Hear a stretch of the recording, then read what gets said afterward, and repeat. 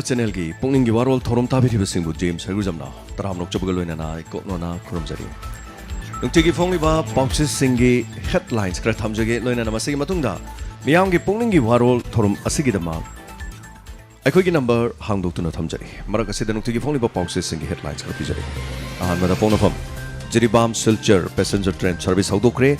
PM Modi gi makhada north east sakhana nabagi lambi da sangsilakli haina Manipur gi chief minister na phongdokre Miyoi sahunga marfu mapan positive oiki loina nangarangyo ina miyoi mari lekhide Manipur sakhotpagi mahutta tung handuna chatle haina Jairam na phongdokre State na recommend toruk labana government amuhana khanghalakle haiba demand committee na phongdorok wa phonga si ko tawduna phongli loina na Guwahati da mi taruk lupa koti tara mari rongi drug ko kona na fare haiba Manipur dagi mi mari yauna punna mi taruk ngarang Guwahati gi police na tonga-tongan ba mafum ani dagi lupa koti tara mari rongi oigadaba drug fare haina ko tawdu na phongli loina na haipo zadonang lekhidabagi marpu tara suba mapok kumon thorom paksan na pangthokre singna ba kaya mayok na duna lepa leitana vaccination gi thabak tawri health workers singna lambi fattaba mafum phawbada jing amadi tonga-tongan ba mafum kya di yohanna na ba khon abada awaba Mayok na bagi photo ko kuna na ngasi pona from the phongli. Duna na ngasi Krishna Janmashtami. Ngasi Krishna Sri Bhagavan Krishna pok panumit ki. Numit oibana Hindu sing na pangtok pa mapu ibungo Krishna ki mapok numit ta Krishna zat asmi asna lakpada. Tongan-tongan ba Manipur ki Governor Chief Minister amadi Legislative Assembly ki Speaker amadi Minister MLA kiana yai fapauzil pirakli. Loina na ngasi gi huyan lan pauda. Numini pani da khwaidigi yamna positive oiba asi chahunga marfu tare thengna kibasina oiri COVID management gi thabak high court na yamna hakchin na lawre haiba wafam active case singi chada marfu dara romdi home isolation da thambagi maram sing amadi COVID care center sing da sangthana season naroi dabagi maram sing khangalakna ba direction pikre loinana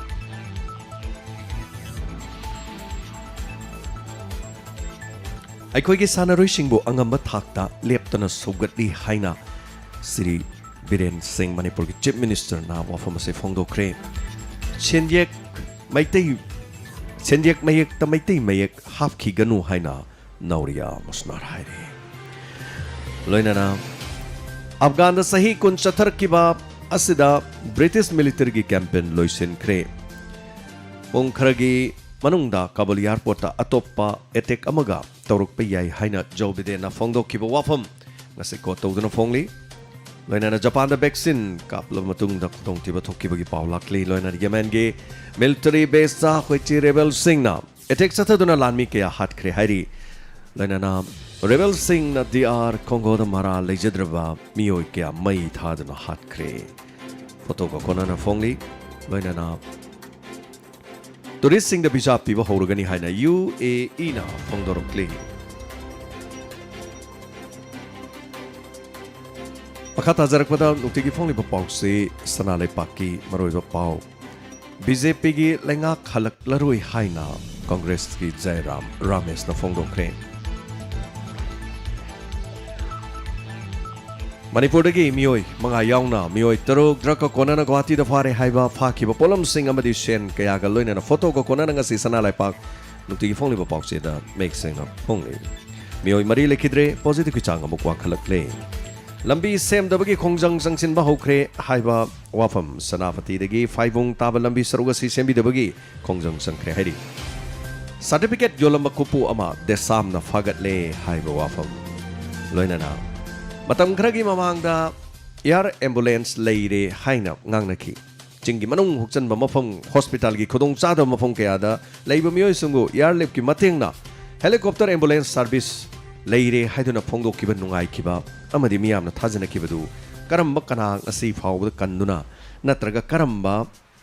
praja sing lambi thong phattabadu helicopter air helicopter ambulance seasonarga kana karam kanda kan khrage karam kanda hau khrage Lupa crore kun mangagi helicopter ambulance service kamdau khrage haiba wafam sanalai pakki mapau da mek sena phongli haipo zadonang lekhidabagi mapok kumon thorom pangthokre haiba wafam noinana yu sungbagi ayaba piba sungya yaroi haina kada na phongdok kiba wafam इरमदमगी ngam-khai manghanba yaroi haiba CPI gi warep loinana lengak leibagi wahanthok leitre haiba ngasigi sanalaipaki kalamda longmi singda matam sana yuria phangan bangam da haibasi lengak leibagi wahanthok leitre haina Manipur Pradesh Trinamool Congress ki committee na phongbo wafam kot tawduna phongni so masina ngasigi nokchigi phongliba Pauksi Singh sigi lokthok jaba Diamond Radio ga office ta phangjaba Pauksi khragi headlines ni thamjari basi Auji makha tarakpada Diamond Radio ki number 9077282001 hariba number sida adumna call tawduna pungning gi warol phongdokpiu phone phangdaba singna koi gi job meeting gi link YouTube live streaming gi live chat pijare link asida changbiraga adumna mafam ama hekta degi adumna leibiriba mafam adudagi miyamda uhanbiba yagani amadi awaba nungaiba mapau khya tambiba yagani season abi koi gi job meeting gi link makhada pijare loinana Ekoi number 9077282001 so hangdok jari.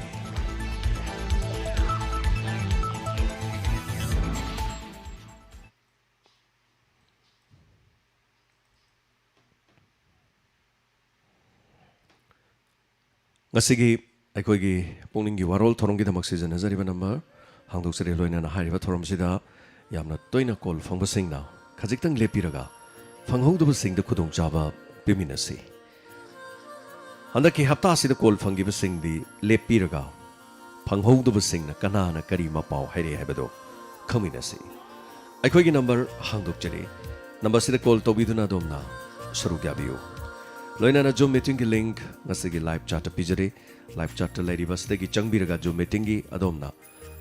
password number gi mathok tadre sumna tangi link adu de changbiro adumak adomna lady ba mafam adugi awab nungaiba tambiu haiba wafam siga loina na ngasigi thorom sigi ahanba call ko chana ba sem sajari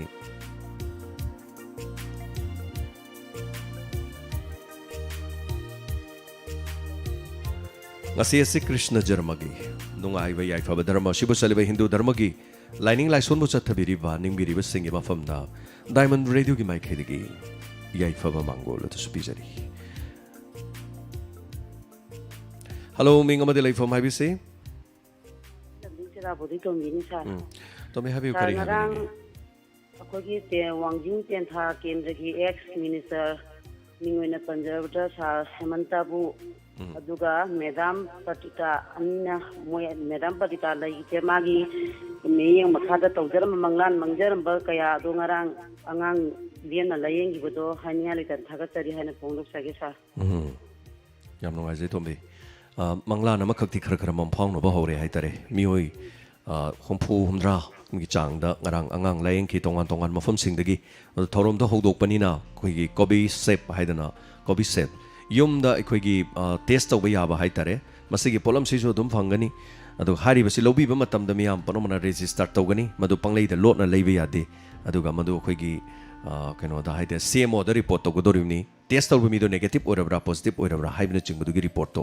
photo yawna WhatsApp to kapaga thagat naga doribani so yam ngai je to mi mathang mathang hai tare ngarang angang gi hokre sidagi di nupi gi amuk ko adagi di amuk ahal sing gi amuk hariba sing se khara khara tapna hai tare haksang phaba hai sina hoje ki di khwai digi phabani koi gi lanni to bi kari che thaba leiri kari habining ba leiri sa dum makoi da malethena panthokwa thorong puding dum dai lecture de dum hania nungai je dum haijage sa halo shan Tagachari tomi aduga ngarang so hai tare koi Diamond Radio amadi madam koi gi Pratita Dr. Pratita Charitable Trust anina pullaga sin ki bathoramni aduga masida tonga tonga mahong kya de miyoi lakpidana lying bikiba hoi mi kharadi covid leibani na ki wa khotpagi kharadi dum yawna kibjani adubu ko na hai tare thorom lor kan de lakpa yari brani koi da hangbu siam yawi mathang da dum sinjarake maramdi angangi se dum maroina angangi akoigi doctor hai tare ko masi maroiba akoigi mafam sida doctor akoigi madam Pratita Charitable Trust ki di khwai digi maroina lengdana legadori base sungsoi soi david angangi doctor simadi khara dum lengdana leirani masi 24 service dum leirakna ba honar kadori maramdi akoigi Monica akoigi moirang team akoi tamo hemantagi machana pisisu hai tare masigi specialist ne hai tare so hello ming amadi lai from IBC hello Hello, tabra. Mingalai from IBC? Pick up my color, I like on the Mindani. Have you curry having? ꯂꯧ ꯀꯨꯝꯕ ꯅꯨꯄꯤꯁꯤꯡꯁꯤꯅ ꯗꯥꯏꯃꯟꯒꯤ phone ꯇꯧꯑꯣ ꯈꯔ ꯑꯝꯇ ꯇꯧꯔꯛꯏꯅꯤ ꯀꯔꯤ ꯍꯥꯏꯕꯤꯔꯤꯅꯣ ꯂꯧ ꯀꯨꯝꯕ ꯅꯨꯄꯤꯈꯩꯅ inspector ꯇꯌꯥ ꯌꯥꯝ ꯅꯨꯡꯉꯥꯏꯖꯩ ꯎꯝ ꯑꯗꯨꯒ ꯑꯩꯈꯣꯏ ꯏꯆꯤꯜ ꯏꯅꯥꯎ ꯑꯍꯨꯝꯅꯤ ꯅꯍꯥꯟ ꯂꯥꯛꯄꯗꯣ 3 ꯂꯥꯛꯑꯅꯤ ꯕꯦꯛꯈꯥꯏ ꯄꯣꯔꯛꯑꯅꯤ ꯊꯣꯛꯀꯅꯤꯗꯀꯣ ꯅꯨꯡꯁꯤꯕꯤꯕ ꯗꯥꯏꯃꯟꯒꯤꯗꯃꯛ ꯍꯥꯏꯇꯥꯔꯦꯅꯦꯀꯣ ꯌꯥꯝ ꯅꯨꯡꯉꯥꯏꯖꯩ ꯃꯌꯥꯝ ꯄꯨꯝꯅꯃꯛꯁꯨ ꯍꯧꯖꯤꯛꯁꯨ ꯂꯧꯗ ꯂꯩꯕꯤꯔꯤꯕ꯭ꯔꯣ ꯂꯩꯔꯤꯌꯦ ꯑꯩꯈꯣꯏ ꯂꯣꯏ ꯁꯨꯅꯕ ꯂꯩꯔꯤ ꯂꯧꯗ ꯀꯔꯤꯅೋ ꯂꯧ ꯄꯦꯡꯉꯤꯔോ ꯀꯃꯥꯏꯅ ꯂꯧ ꯇꯧꯕꯤꯕꯅꯣ ꯄꯦꯡꯉꯤꯅꯦ ꯂꯧ ꯄꯦꯡꯕ ꯂꯧꯁꯤ ꯏꯁꯤꯡꯗꯤ ꯀꯃꯥꯏꯅ ꯇꯧꯕꯤꯒꯦ ꯑꯗꯥꯏ ꯍꯨꯏꯀꯞꯁꯤꯕꯣ ꯏꯁꯤꯡ ꯍꯧꯖꯤꯛ ꯈꯔ ꯌꯧꯔꯛꯑꯦ ꯅꯍꯥꯟꯈꯩꯗꯤ ꯀꯪꯉꯦ ꯊꯦꯡꯉꯁꯨ ꯊꯦꯡꯅꯀꯣ ꯑꯧ ꯑꯣꯀꯦ ꯌꯥꯝ ꯅꯨꯡꯉꯥꯏꯖꯔꯦ ꯑꯗꯨꯗꯤ ꯁꯤꯅ ꯂꯣꯏꯔꯦꯀꯣ ꯊꯥꯒꯠꯆꯔꯤ ꯊꯧꯔꯝ ꯑꯁꯤꯗ ꯍꯥꯏꯕꯤꯔꯛꯄ ꯑꯗꯨ ꯃꯊꯪ ꯂꯥꯛꯄ ꯃꯇꯝꯗ ꯃꯤ ꯑꯃ ꯍꯦꯟꯒꯠꯂꯒ ꯂꯥꯛꯑꯅꯤ ꯍꯥꯏꯗꯅꯁꯨ ꯇꯥꯛꯄꯤꯔꯛꯄ ꯍꯥꯏꯇꯥꯔꯦ ꯀꯩꯁꯨ ꯀꯥꯏꯕ ꯂꯩꯇꯦ ꯗꯥꯏꯃꯟꯗ ꯃꯌꯥꯝꯅ ꯅꯨꯡꯁꯤꯕꯤꯕ ꯗꯥꯏꯃꯟ ꯇꯥꯕꯤꯔꯒ ꯃꯌꯥꯝꯅ ꯅꯨꯡꯉꯥꯏꯕ ꯐꯣꯡꯗꯣꯛꯄꯤꯕ ꯍꯥꯏꯇꯥꯔꯦ ꯀꯩꯁꯨ ꯑꯗꯣꯝꯗ ꯑꯃꯥꯡꯕ ꯂꯩꯔꯣꯏ ꯍꯜꯂꯣ ꯃꯤꯡ ꯑꯃꯗꯤ ꯂꯩꯐꯝ ꯍꯥꯏꯕꯁꯤ ꯑꯩ ꯀꯛꯆꯤꯡꯗꯒꯤ ꯀꯛꯆꯤꯡ ꯋꯥꯏꯔꯤꯅꯤ ꯊꯣꯛꯄꯔꯦꯡꯒꯤ ꯃꯌꯥꯡꯂꯝꯕꯝ ꯄꯨꯔꯅꯤꯃꯥ ꯍꯥꯏꯕꯤꯁꯤ ꯀꯔꯤ ꯍꯥꯏꯕꯤꯅꯤꯡꯉꯤ ꯑꯩ ꯁꯨꯝ ꯁꯥꯔ ꯍꯣꯏꯅ ꯇꯧꯕꯤꯔꯤꯕ ꯊꯕꯛ ꯊꯧꯔꯝ ꯄ꯭ꯔꯣꯒ꯭ꯔꯥꯝꯁꯤꯡꯁꯦ ꯍꯣꯏ ꯌꯥꯝꯅ ꯅꯨꯡꯉꯥꯏꯖꯕ ꯍꯥꯏꯗꯤ ꯁꯥꯔꯅꯒ ꯒꯥꯏꯗ ꯇꯧꯔꯒ ꯑꯅꯥ ꯑꯌꯦꯛ ꯃꯌꯥꯝ ꯑꯃ ꯃꯇꯦꯡ ꯄꯥꯡꯕꯤꯕꯁꯦ ꯍꯣꯏ ꯍꯣꯏ ꯅꯅꯥꯎ ꯑꯄꯦꯟꯃꯟꯈꯤꯗꯅ ꯁꯥꯔ ꯋꯥꯍꯩ ꯃꯇꯦꯛ ꯑꯃꯇꯁꯨ ꯍꯥꯏꯖꯒꯦꯗ ꯀꯣꯜ ꯇꯧꯖꯔꯛꯄꯅꯤꯗ ꯊꯥꯒꯠꯆꯔꯤ ꯁꯥꯔꯅ ꯁꯨꯝ ꯇꯧꯕꯤꯕꯁꯤ ꯑꯩꯈꯣꯏ ꯍꯥꯏꯔꯒꯗꯤ ꯁꯥꯔ ꯑꯗꯨꯝ ꯌꯥꯎꯖꯒꯦ ꯏꯟꯅꯖꯒꯦ ꯁꯨꯝ ꯈꯟꯖꯕ ꯍꯥꯏꯇꯥꯔꯦ ꯁꯥꯔ ꯌꯥꯝ ꯅꯨꯡꯉꯥꯏꯖꯩ ꯍꯣꯏ ꯁꯥꯔ ꯍꯣꯏ ꯍꯣꯏ ꯑꯩꯈꯣꯏꯅ ꯍꯣꯠꯅꯖꯔꯤꯕ ꯄꯨꯝꯅꯃꯛꯁꯦ ꯅꯣꯠ ꯑꯣꯟꯂꯤ ꯔꯦꯗꯤꯑꯣ ꯇꯥꯍꯟꯕꯈꯛ ꯅꯠꯇꯕ ꯑꯗꯨꯒ ꯔꯦꯗꯤꯑꯣ ꯇꯥꯔꯒ ꯑꯩꯈꯣꯏꯅ ꯔꯦꯗꯤꯑꯣ ꯇꯥꯅ ꯇꯥꯅ ꯑꯋꯥ ꯑꯅꯥ ꯇꯥꯕꯁꯤꯡꯗ ꯃꯇꯦꯡ ꯄꯥꯡꯕꯒꯤ ꯈꯣꯡꯖꯪ ꯑꯃꯁꯨ ꯑꯗꯨꯝ ꯆꯪꯊꯔꯛꯄꯅ ꯆꯠꯁꯜꯂꯛꯄꯅ ꯍꯥꯏꯇꯥꯔꯦꯀꯣ ꯆꯍꯤ 3 ꯈꯔ ꯍꯦꯜꯂꯦ ꯑꯩꯈꯣꯏꯅ ꯁꯨꯃꯥꯏꯅ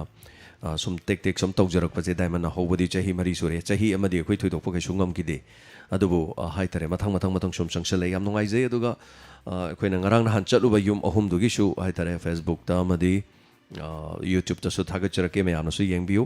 ꯃꯗꯨꯅ ꯀꯔꯤ ꯍꯥꯏꯇꯥꯔꯦ ꯑꯩꯈꯣꯏ ꯂꯩꯔꯦ ꯄꯥꯏꯔꯦ ꯍꯥꯏꯕꯒꯤꯗꯤ ꯀꯔꯤꯝꯇ ꯂꯩꯇꯦ ꯑꯩꯈꯣꯏꯅ ꯇꯧꯖꯔꯤꯗꯨ ꯃꯌꯥꯝꯒꯤ ꯃꯇꯦꯡꯒ ꯂꯣꯏꯅꯅ ꯇꯧꯖꯕ ꯉꯥꯛꯇꯅꯤ ꯑꯗꯨꯒ ꯍꯥꯏꯔꯤꯕꯁꯤꯡ ꯑꯁꯦ ꯃꯗꯨꯗꯒꯤ ꯃꯇꯧ ꯇꯝꯃꯀꯥꯟꯗ ꯃꯤꯑꯣꯏꯕ ꯑꯃꯅ ꯃꯤꯑꯣꯏꯕ ꯑꯃꯒꯤꯗꯃꯛ ꯃꯇꯦꯡ ꯄꯥꯡꯕꯗꯤ ꯀꯩꯁꯨ ꯀꯥꯏꯕ ꯂꯩꯇꯦ ꯍꯥꯏꯕ ꯋꯥꯈꯜꯂꯣꯟꯗꯨꯗꯅꯤ ꯍꯥꯏꯇꯥꯔꯦ ꯍꯜꯂꯣ ꯃꯤꯡ ꯑꯃꯗꯤ ꯂꯩꯐꯝ ꯍꯥꯏꯕꯤꯁꯤ ꯍꯜꯂꯣ ꯊꯝꯕꯤꯈ꯭ꯔꯦ ꯃꯩꯄꯥꯛ ꯆꯥꯎ ꯀꯣꯜ ꯇꯧꯕꯤꯔꯛꯑꯝꯕ ꯃꯩꯄꯥꯛ ꯆꯥꯎ ꯍꯜꯂꯣ ꯃꯤꯡ ꯑꯃꯗꯤ ꯂꯩꯐꯝ ꯍꯥꯏꯕꯤꯁꯤ ꯍꯜꯂꯣ ꯏꯅꯦ ꯒꯪꯒꯥ ꯐꯣꯟ ꯇꯧꯕꯤꯔꯛꯄ ꯇꯥꯟꯅꯗ꯭ꯔꯦ ꯀꯣꯜꯁꯦ ꯑꯦꯅꯤꯋꯦ ꯃꯊꯪꯒꯤ ꯀꯣꯂꯔ ꯑꯃꯗ ꯑꯃꯨꯛ ꯈꯨꯗꯣꯡꯆꯥꯕ ꯑꯃꯨꯛ ꯄꯤꯖꯔꯤ ꯑꯗꯨꯒ ꯍꯜꯂꯣ ꯍꯜꯂꯣ ꯃꯤꯡꯒ ꯂꯩꯐꯝꯒ ꯍꯥꯏꯕꯤꯁꯤ ꯗꯥꯏꯃꯟ ꯑꯣꯏꯕꯤꯔꯕꯣ ꯗꯥꯏꯃꯟꯅꯤ ꯍꯥꯏꯕꯤꯌꯨ ꯉꯁꯤ ꯑꯍꯥꯟꯕ ꯐꯪꯖꯕꯅꯦꯕ ꯃꯤꯡ ꯂꯩꯐꯝ ꯈꯪꯖꯒꯦ ꯀꯔꯤ ꯂꯝꯗꯒꯤꯅꯣ ꯀꯔꯤ ꯃꯤꯡ ꯑꯔꯥꯞꯇꯤꯗꯒꯤ ꯀꯧꯕꯤꯕꯒꯦ ꯁꯨꯃꯤꯇꯥ ꯀꯧꯋꯦꯕ ꯔꯥꯞꯇꯤꯗꯒꯤ ꯌꯥꯝ ꯅꯨꯡꯉꯥꯏꯖꯩ ꯍꯥꯏꯕꯤꯌꯨ ꯀꯔꯤ ꯍꯥꯏꯕꯤꯅꯤꯡꯉꯤ ꯗꯥꯏꯃꯟ ꯀꯩꯅꯣꯁꯦ ꯏꯟꯁꯄꯦꯛꯇꯔ ꯀꯩꯅꯣꯗꯣ ꯊꯦꯡꯒꯤꯗꯤ ꯆꯥꯕ ꯐꯪꯖꯗꯦꯕ ꯑꯉꯟꯕꯒꯤ ꯇꯥꯕꯁꯨ ꯌꯥꯎꯋꯦ ꯑꯗꯩꯗ ꯅꯨꯡꯗꯥꯡꯗꯗꯤ ꯑꯌꯨꯛꯗꯤꯟꯗꯗꯤ ꯈꯔ ꯇꯥꯏ ꯅꯨꯡꯗꯥꯡꯗꯗꯤ ꯁꯧꯕ Anyway, ꯊꯥꯕ ꯌꯥꯗꯕ ꯑꯗꯩꯗ ꯀꯩꯅꯣ ꯄꯨꯡ ꯋꯥꯔꯣꯝꯗ ꯑꯝꯇ ꯐꯣꯟꯗ ꯐꯪꯕ꯭ꯔꯥ ꯍꯣꯏ ꯀꯩꯁꯨ ꯀꯥꯏꯗꯦ ꯃꯇꯝ ꯈꯔ ꯂꯩꯔꯒ ꯍꯥꯏꯇꯥꯔꯦꯀꯣ ꯁꯣꯏꯗꯅ ꯑꯗꯨꯝ ꯈꯔ ꯍꯥꯟꯅꯗꯒꯤ ꯑꯗꯨꯝ ꯐꯒꯠꯅꯅꯕ ꯍꯣꯠꯅꯖꯔꯛꯀꯦ ꯑꯩꯈꯣꯏ ꯀꯣꯔꯣꯅꯥꯁꯦ ꯍꯦꯛ ꯐꯕꯒ ꯄꯣꯠ ꯆꯩ ꯄꯥꯡꯈꯠꯅꯅꯕ ꯍꯣꯠꯅꯖꯔꯤ ꯑꯗꯨꯒꯤ ꯃꯇꯨꯡꯗ ꯀꯔꯤ ꯂꯩ ꯍꯥꯏꯕꯗꯨꯁꯨ ꯌꯦꯡꯃꯤꯟꯅꯁꯤ ꯑꯗꯨꯒ ꯌꯨꯇ꯭ꯌꯨꯕꯇꯁꯨ ꯑꯗꯨꯝ ꯑꯩꯈꯣꯏ ꯀꯩꯅꯣꯁꯤ ꯂꯣꯏꯅ ꯐꯪꯉꯤ ꯑꯗꯨꯕꯨ ꯌꯨꯇ꯭ꯌꯨꯕ ꯄꯥꯏꯕꯤꯗ꯭ꯔꯒꯗꯤ ꯐꯪꯉꯣꯏꯗꯣꯏꯅꯤ ꯑꯗꯨꯒ ꯑꯊꯦꯡꯕꯒꯤ ꯏꯟꯁꯄꯦꯛꯇꯔ ꯇꯌꯥꯏ ꯇꯥꯕ ꯐꯪꯗ꯭ꯔꯁꯨ ꯍꯧꯖꯤꯛ ꯑꯉꯟꯕꯒꯤ ꯁꯟꯇꯣꯛꯏꯕꯁꯤꯗ ꯁꯣꯏꯗꯅꯃꯛꯀꯤ ꯍꯥꯏꯔꯤꯕ ꯇꯥꯡꯀꯛꯇꯣ ꯑꯗꯨꯃꯛ ꯂꯥꯛꯀꯅꯤ ꯍꯥꯏꯕ ꯋꯥꯐꯝꯁꯤꯁꯨ ꯊꯝꯖꯒꯦ ꯁꯤꯅ ꯂꯣꯏꯔꯕ꯭ꯔꯥ ꯑꯇꯣꯞꯄ ꯀꯔꯤ ꯍꯥꯏꯕꯤꯅꯤꯡꯕ ꯂꯩꯕꯤꯔꯤ ꯍꯧꯖꯤꯛꯀꯥꯟꯒꯤꯁꯤꯗꯅꯦꯀꯣ ꯑꯩꯅ ꯍꯥꯏꯅꯤꯡꯕꯗꯤ ꯃꯧꯁꯤꯡꯁꯤꯅꯅꯦ ꯁꯝꯁꯦ ꯇꯨꯕ ꯀꯛꯊꯠꯂꯒꯅꯦ ꯂꯩꯁꯥꯕꯤꯁꯨ ꯈꯪꯗꯦ ꯑꯃꯅꯤꯁꯨ ꯈꯪꯗꯦ ꯑꯍꯜ ꯂꯃꯟꯅ ꯉꯥꯡꯕꯗꯁꯨ ꯀꯩꯅꯣ ꯇꯧꯋꯦ ꯍꯥꯏꯕ ꯑꯩ ꯅꯨꯄꯥꯅ ꯌꯥꯔꯤ ꯀꯥꯏꯅ ꯇꯧꯕ ꯍꯧꯖꯤꯛꯀꯥꯟ ꯇꯧꯔꯤꯁꯤꯡꯁꯦ ꯂꯩꯁꯥꯕꯤꯅ ꯁꯥꯡꯉꯦ ꯃꯧꯅ ꯑꯣꯏꯅ ꯇꯨꯕ ꯀꯛꯑꯦ ꯁꯤꯁꯨ ꯃꯧꯁꯤꯡꯁꯤ ꯁꯨꯝ ꯀꯩꯅꯣ ꯇꯧꯍꯟꯖꯅꯤꯡꯕ ꯍꯥꯏꯇꯥꯔꯦ ꯒ꯭ꯌꯥꯟ ꯇꯥꯍꯟꯅꯤꯡꯕ ꯍꯣꯏ ꯊꯥꯒꯠꯆꯔꯤ ꯆꯦꯛꯁꯤꯟꯕ ꯍꯥꯏꯇꯥꯔꯦꯀꯣ ꯃꯧꯅ ꯃꯧꯒꯤ ꯃꯑꯣꯡꯗ ꯂꯩꯍꯟꯅꯤꯡꯕꯒꯤ ꯍꯥꯏꯇꯥꯔꯦꯅꯦꯀꯣ ꯊꯦꯡꯛ ꯌꯨ ꯁꯣ ꯃꯆ ꯍꯣꯏ ꯐꯦꯁꯟ ꯍꯥꯏꯁꯤꯁꯨ ꯑꯗꯨꯝ ꯈꯔ ꯍꯣꯏ ꯐꯦꯁꯟꯅ ꯑꯩꯈꯣꯏꯒꯤ ꯆꯠꯅꯕꯤ ꯀꯥꯏꯍꯟꯕꯗꯤ ꯐꯠꯇꯦꯀꯣ ꯑꯗꯨꯕꯨ ꯐꯦꯁꯟ ꯒꯥꯏꯁꯤꯁꯨ ꯑꯗꯨꯝ ꯈꯔꯗꯤ ꯑꯗꯨꯝ ꯌꯥꯎꯕꯗꯤ ꯍꯧꯖꯤꯛꯀꯥꯟꯗꯤ ꯐꯩ ꯑꯩꯈꯣꯏ ꯑꯣꯖꯥ ꯙꯅꯕꯤꯔꯅꯒ ꯍꯥꯏꯕꯗꯣ ꯅꯪꯒꯤ ꯅꯨꯄꯥꯅ ꯅꯪꯅ ꯉꯥꯡꯕꯗ ꯏꯇꯥ ꯇꯥꯔꯛꯇꯗꯤ ꯇꯞꯇꯥꯏ ꯀꯦꯁꯜꯂꯣꯗꯣ ꯅꯨꯃꯤꯗꯥꯡ ꯆꯥꯛ ꯆꯪꯉꯛꯄꯗ ꯃꯣꯏ ꯄꯥꯕꯨꯡ ꯆꯥꯛ ꯂꯣꯏꯔꯦ ꯀꯥꯏꯅ ꯂꯤꯞꯁꯇꯤꯛ ꯀꯥꯏꯇꯣ ꯉꯥꯡ ꯇꯩꯁꯜꯂꯒ ꯈꯔ ꯖꯨꯠ ꯆꯥꯅ ꯀꯦꯔꯒ ꯍꯥꯏꯇꯥꯔꯦꯅꯦ ꯍꯥꯏꯕꯗꯤ ꯁꯥꯎꯍꯟꯗꯕ ꯉꯥꯡꯅꯤꯡꯕ ꯂꯩꯔꯁꯨ ꯌꯨ ꯊꯛꯑꯦꯅ ꯅꯠꯇ꯭ꯔꯒ ꯊꯦꯡꯅ ꯂꯥꯛꯑꯦ ꯍꯥꯏꯅ ꯉꯥꯡꯅꯤꯡꯕ ꯂꯩꯔꯁꯨ ꯍꯦꯛꯇ ꯆꯪꯉꯛꯄꯒ ꯀꯗꯥꯏ ꯂꯩꯕꯤꯗꯣꯏꯅꯣ ꯑꯗꯨ ꯇꯧꯅꯣꯅ ꯍꯥꯟꯅ ꯇꯧꯁꯜꯂꯗꯤ ꯑꯃꯗꯨꯁꯨ ꯇꯦꯟꯁꯟ ꯂꯩꯈꯤꯗꯅ ꯑꯗꯨꯝ ꯅꯨꯃꯤꯠꯇꯨꯃ ꯍꯥꯏꯇꯥꯔꯦꯅꯦꯀꯣ हाइब लै अदुबो होय केब हाइबसे फै अदुबो केबदुना इरांगलोमदा चटखिबदुदि फत्ते हाइतारेने सो मथंगे कॉलर मलोक चगे हेलो मिंग अमदे लाइफम हाइबिसे हेलो हेलो हेलो इचेगी मिंग रानी कवे है तो आउं साइडेगी हाइबियो करी वाफम थंबिनिंगे हाइबियो बुंगो नहानगी मोइगी जोंका के थाबक सुनबदो अदुदा मीना दम हारकदु ताबे याम नुंगाइतबको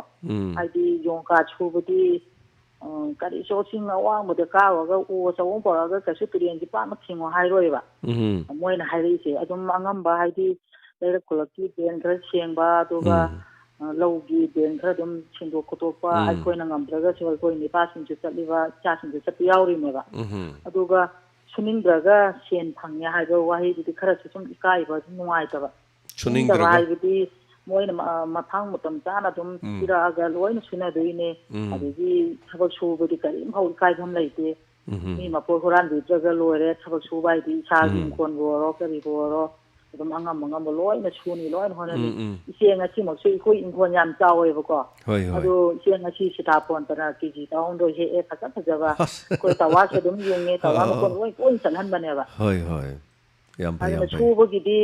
जोंका तोरगा सो करिबोरगा सो सुमी मपो होरान दित्रगा लोरे सुबगिदि ngамने कै सुनि होननि इंगोंद लामदबा काइदबा अदु तुम पांगबा अदु मोइना हारकदु तल दानिंग दा हाइदि सिनिम तिथाब पैसा फंगा हाइदि अदु खरा ताब नुआइ एबै कोन होय होय अदु मसी अमा मगी वाना थे लोइना मक्तो सुनते हाय तरे खरा बदे दुम याव जाने से समना हाबदा दुम जॉब कार्ड थबक सुजी हारगा मयुमदगी योपाक मया यावदबम पारे थोलोकुंबा थांग मखोक यादबम पारे थोलोकुंबा फागी तौनबसु दुम यावरिनेबा से अमरोमदा अइना प्रधानगी मीने हारसेबको अइना प्रधानगी मी ओइतारगदि अइना मो थबक सुरि मीसिंगदो कैसु अइना करि हाइतारे असि याम सुनिंगी मोइदि याम फबनि अखोइना पिबिदमनि दादि सोंगा हाररोयबा असुदि सुनिंगदना दु तौबनिना ने मोइगे साइड मरि थौनबा मबुंग मपा दगी सोइदना दुम लेरंगनेबा मयामसे खरा मनने थबक सुरिबा कांगु नत्र सुगे हाइबसिंगदन प्रधानगी मायोक्ता लेबसिंग हाइदरे नाकंदा लेबसिंगदो अदुना मो प्रधान मेंबर मुक जाइदोइनेबा मसिदि अदुम हौना सानि ताइबंग मियोइबगी मचतने हाइतारे अदुबु हाइनिंग बा हाइजसनु अखोइदनि अदुनेना खनबे यादे अदुगा तसेंगना हारगदि जॉब कार्ड कनाना सुगनी हाइदि जॉब कार्ड से ताइ पुनबा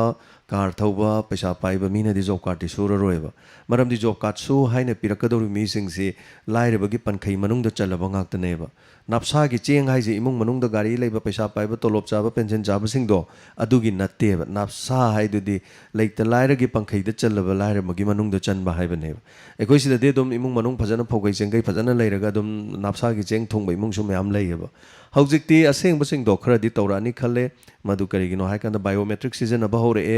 अदु आधार लिंक तौरानी लिंक टू फजना तौरादीने अखोइ मरक्तसु सोइबदुम यावरि पोनी अदु एनीवे अमा वरे मसी खरदि प्रॉब्लम लैरी अदु चुमथोक्त्रिबा मखैदि यारोय अदुगा थगचरि अचुमनी थमोइ सेंगना तौजबसिंगदि हेक नाबसु यावजानी अदु थगचरि थोरमसि सरुग याबिरपा अदु मथंगी कॉलर मदा खुदोंग जाबा मु पिजरगा ngasi Zoom meeting दसु मयाम चंगबिरो हेलो मिंग अमदि लेफम हाइबिसि हेलो सा हाइबियो फोन तौजरिबे इसानथों मयां थौलैतगी पानेश्वरी हाइबियो करी हाइबिनिंगी सा ngaraंगी स्ट्रिक्टर देआइगी हाइबियो याम तिने नुआई हाइजेगे तौबनि सा ngaraंगी पीरिबा मेसेज सुना कोइ नुपी सिंगजिदा कयाम खानागे हाइबदो तारगा तादबसिंगदि खंगमगै ताबा मयामदि खंगनी होय नुपी बिसिंगने खाइदगी कान आइना नामबुक हाइजेगिबदने अदुगुम मयामदो तारगा इखोइना अदुना पीरिबा मेसेजसिना कयाम कानागे हाइबदो मयाम ताबसिंगदि लोइ खंबिरंगनी हाइजरिबा अदुना अदगी नुपीगी सम सांगबगा नुपी ओइबगी लमचतकदि मरी थोइना लैनदे सम सांगलगा लमचत फतबस यावी सम तेलगा लमचत फबस यावी समगदि मरी लैनजदे अदुना ngaraंगी मेसेज पीरिबदुना कोइ नुपी सिंजिदा कयामक कानबा पीबगे हाइबदु याम कानै हाइजनिंगबा सा थगचरि पानेश्वरी अथेंबा अचंबा थमोइसे नुपा लैरबा नुपी अमनदि चंबसे थमोइदा थमबसु मपान थोको यादे हाइबसे ngaraंगी सेरेन सिदा तारगा मयामना लोइना खंबियो हाइजनिंगबा याम चुमे पानेश्वरी चुमने अइना हमना मेंगोंदा पिजनिंग इसे कैनो हादे ngasai lang दि सुम तौजबा मखोइ करि हादे मखोन मवा खोगी चम चमनगा लेजबदो खुंगंग हाइगदरा अमा वैदरा सिदि खुंगंग अमा मै वा लेत्रेको लोइना मक लेबा मतम सुम कांदुदा mana icham chamna leijabado aina chamna leiragasu aigi boundary mati thamam thoeba mengonda aina doro doro tawba haibasida aigi doro doro se boundary man lehenga dongneba aduna tata de mina khudong chaba longna bai maramam su heleba haibadi mana icham chamna tawjabado magi irangi barton thaba gum chap mana haleba sima su leireko de mai ma puroibna haibado nam phajaba waneba langmudi lango adu mina henjan khini khudong chaba lokkhine na ma puroibna haiba wadi am chumbane aduna hai khiba numit tu makta da thokpa haitare aduga khongangdu da mi ma lamdu da mi ma mangjalakpa mahangi du karigino khangdringe de somda nupi ma hutha sijalakpa wari du kaim chana da bai tare aduga manung do wari se punjalakan aroiba da punjanarakan da tarak na bohona bada haitare ko yam nuai je aduga wari du lijari ba narrate tawjari ba ingon da so aruba ma de da moi aduga aseng ba inspector te ai gi lady ba wafam sing ase inkhalakli ba mayam housewife mayam khangbiu tabiu tabining da bana tadarga so tabiri ba singa wari tabagi nungai ba du nataba manungi message amati loction biu ana adumai thamjage adi yam nungai jare ngasigi thorom saruga birak ba duga mathangi caller ama thamu khudong chaba mo pijari hello minga ma de lai pham haibisi arai phone tawjai ba khambo basida mamangdi sonia taram lokchari sona habe kari kari habiningi dake musa thanga suma habisi digi kanoge music driver singine na policy manga hakane na haina to kanu tawgibdo kanana hapkane heba kana hakane laktu to koi pom thajen jage ba adu acheng phadi hakko deira hapoida sum training bai ta madu ai gi di knowledge to dok palai jadi hapa masung hap tabagi matang do hai tare ko adu soidena hapa phangna ba yaurobra khare yaurobra yawi yaudi haibagi bunda du moina form do lupa sanga su lobdi ne ba koi de changa du yamgre paisa su ko adu changa du budi sarkar na lobudi natti masi mati khangbiro maramdi aduda form thajan bada lori ba changa du na sarkar da lakpa id oram do mande na khalle adu ba koina khangdabagi oram ba su yai aduga tasengna mi lising manga dagi changa lising manga loradi onthona di yamgani adu koina khangdabai di oram ba yai madugi matang do ingon information leijadi adubu thagachari adom na haibirakpa asigi damaktadi aduga aigi wadine kari si thaba leiri atopa kai gumdaga hajauge sa habiyo ase koi si kam yoga chuye bago yoga si su busida koi ai di khangdani chatpadi jar hoda ba do koi gi yumda koi inibo kai koi ga si pun ba yumdi tongan tongan leira ba do masidi yaw ba do isu yaw ba ya ga ja ya atudi chanjan ga do bane yum tongana adongi household adongi house number tongan tongala bro inem poka donga number di tongan do yoga sidi nate house number tongan bira bro tongan tri house number tongan bira bro number di tongal tongala di dum yani house number tongala ba electric mai bill tongala ba aduga tonga tonga na khaidok ka dong ni ador di loi yai adu karim to mari leina de imong da macha manga po di macha manga do loin tongan jaraga tongana loina mak leira de dum loina tawbi yai aduga punna chara di ya de ko aduma di leibani aduna imong manung do thabak tawba mi yawra di adu pulap tu loin chinge ba adu su yada bani aduga ta tayal ning hole bi sei do adu yam phaje adu mar mo ka sun tha nungti ge dum inspector te ai loirak pada dum thajari sei se aduga mayamna toina tabagi fazade natraga tamandana pele hairakadra haina khanbani adubo thara roina to busu mayamna su dum nusi bi busu yawe kaiso kaiba leite inspector te ai ge thim ni adum soidana adum mayamna pamatam da su khan bi aduga ngasai gi lupa changa lising manga gi haibado madu niom chumma bra mayam phanga bra haina su khara wada tamina khisi khamina khisi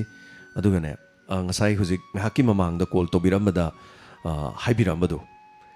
sitabon kilo 30 hi haidu madu araiba nati ko hojik sitabon ji yam sit leba sitabon ji aduga sitabon jaba si hamna su phayeba isagi oina haitare chinya nungaiba sigi su yamna phaba aduga peasant fruit ji chakhau yamna phaba intestine ji yamna phaba aduga kuchu ji yam phajan bai tare yamna aduga ekhoi gi gastric su yam phan ba adu sitabon je khoi gi yum gi ne adum akoi bada haitare gamla amadi thare yum da kahal su yai ko saman sa keno tawraga haitare masi pambi kunmuk tha gi taragadi ngasai gi lising manga na somna ngai biri do aidi madu te hen phangne na lei hojik akoi gi angur maru yaw do bi angur khoi dai man da ga hojari se akoi ma gi keno si charong ji chani chahum hen pan gi bai khoi da mi meyam lak pani na amane hek loi bai wani asiguma gaisi kunmuk ka thajaladi mafam leitaradi madu khongni yon bada low lora ama ubabudi madu ni hena phane ba awa thabi yamdarbada awa thabi kun muktang thabiyo awa thabi kundo madudagi lakpo paisa dunane ngasagi sonda lupa lising manga hapakpa na ngai leibado awa thabi mulakpa na hangani aduna aigi motine mine pirakpasi sungai ngai ragum sisini tawbam thokpati dum tawseba ko maduna mahut ohenseba aduga karino khara do something ana chengum ju thade khoisidi chengum thabiyo nan ade lawbudo aduna chengum thabiyo chengum su yumda dum tawba yaba thabangni chengum namit nifu mangani dane chengum yon be yaiko 45 days ta aduna ekhoi karino khara de dum tawji yumda ahang jaga leradi karino khara toksanji ekhoi lupa lising manga ngai leiba bot ki lupa lising ani ngai leiba si to osiko aduga cheng haitare cheng su paru robudi cheng kilo manga haitare ni manga je lupa ohum tranga gi ne aduna masi sune ekhoi ne piraga pirak tragadi ekhoi ne khosuman haitare no magi kano to udana sumaina thokna ba sen thok leina ba hona minarase hello ming amati leifam hai bi se sarai kino na khumsang de gi grab chawa hoi sarai kino no pungning goi ba phang ko ta putuk ta haibyo bishun kapani mata ge sa aina sun ta ja bada laikai da kunda document like ba ba sa gi adar laire ge jumang ge bagum ko de ka phau da bagum ba ni khar lai ba ana moi koi jing ji pichin kap dan laire ado hospital na salaga kari alhat atba kari document ko choga ka pa ya da ge si sa gi knowledge amtang khangjan hospital na chalaga vaccine kapagi matang draise hoi sa kap tabasing se khodak to hospital na chala kapadi yaroi magi numit leigani kapagi matam leini registration tawgani kapagi di hospital dun hoji kapchari harage di hana kap ta borgadi kap yani adu kam na bo honor ga chapda aadhar ka te hena kem changoi ate aadhar sa lai tra ba haitara aadhar leitadi upai leite aadhar du copy ga dongni aadhar copy ga dongni hoji bo aadhar leiram dri se kamai toino hari ba mi do khoi lekai du de leiri mi do ma ka fau dri ra kamai toi jano aadhar do khoi leiram ga mang ge bagum ba ka mangi bo rasu ma kap ki bagi chening gum kari gum leira di loi tan thok pa yani mobile phone registration tawdi mobile phone de gi ching thok pa yani de loina se semba yani hana leira ga di ko hana kap ki bo ra ga di madugi sakhi sabon aduga ne amasu lei ma ka kamina ki ba mamang thang ba mi du khanga de du su yani adu maning thang ba mi du khanga su ba du bo yani number mana du ne ba ko kitang de ne maning mamang adu ma kap ki bagi history kano du yang kan thigat pa su yai masidi si ka ko csc aadhar card ka pham am da sang kan da madugi information je adu ni hena khangani ko madugi idea se ko adu madum leire aduga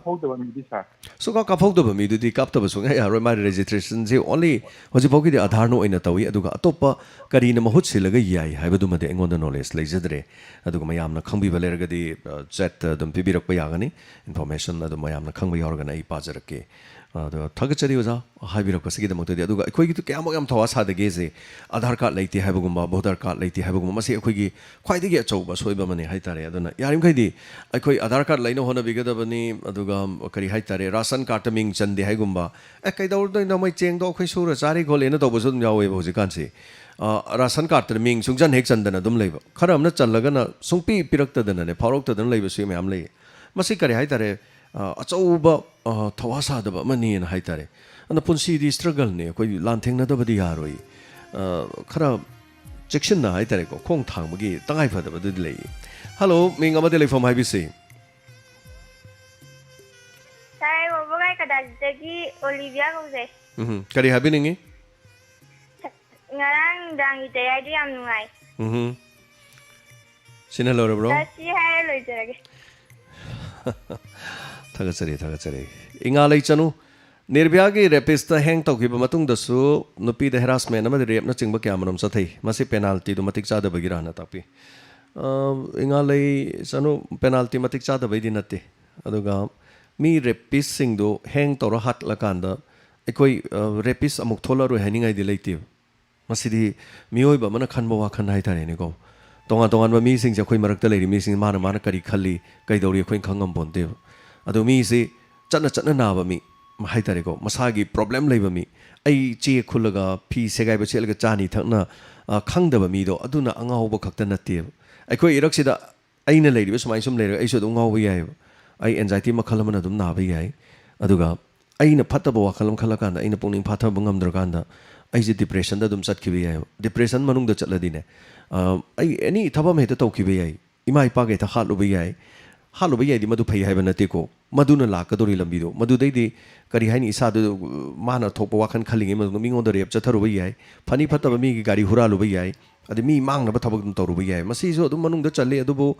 ꯍꯥꯏꯔꯤꯕꯁꯤꯡꯗꯣ ꯍꯨꯔꯥꯟꯕ ꯈꯨꯗꯤꯡꯃꯛ anxiety ꯅꯥꯔꯦ disorder ꯂꯩꯔꯦ ꯍꯥꯏꯕꯒꯤ ꯋꯥꯗꯤ ꯅꯠꯇꯦ ꯑꯗꯨꯒ ꯋꯥꯈꯜꯁꯦ ꯍꯥꯏꯇꯥꯔꯦ ꯁꯣ ꯇꯦꯟꯁꯟꯖꯒꯦ ꯃꯇꯤꯛ ꯆꯥꯗꯕꯩꯗꯤ ꯅꯠꯇꯦ ꯑꯗꯨꯅꯕꯨ ꯄꯦꯅꯥꯜꯇꯤꯁꯦ ꯁꯤꯕꯒꯤ ꯁꯦꯟꯇꯦꯟꯁ ꯇꯨ ꯗꯦꯠꯁꯦ ꯄꯤꯔꯛꯇ꯭ꯔꯤꯕꯅꯤ ꯍꯥꯏꯇꯥꯔꯦ ꯁꯣ ꯄ꯭ꯔꯤꯊꯤꯕꯤꯒꯤ ꯑꯣꯏꯅ ꯍ꯭ꯌꯨꯃꯦꯟ ꯔꯥꯏꯠꯁꯤꯡꯅ ꯑꯩꯈꯣꯏ ꯑꯦꯛꯇꯤꯚꯤꯁꯁꯤꯡꯅ ꯌꯥꯗꯦ ꯍꯥꯏꯇꯥꯔꯦ ꯍꯦꯜꯂꯣ ꯃꯤꯡ ꯑꯃꯗꯤ ꯂꯩꯐꯝ ꯍꯥꯏꯕꯤꯁꯦ ꯀꯩꯅꯣꯅꯦ ꯏꯕꯨꯡꯉꯣ ꯀꯔꯤ ꯏꯅꯦꯅꯦ ꯈꯨꯅꯧ ꯏꯆꯪ ꯈꯨꯅꯧꯒꯤꯅꯦ ꯏꯆꯝ ꯈꯨꯅꯧꯗꯒꯤ ꯏꯆꯝ ꯈꯨꯅꯧꯒꯤ ꯑꯣ ꯃꯤꯡ ꯏꯆꯪ ꯈꯨꯅꯧꯗꯒꯤ ꯑꯅꯤꯇꯥ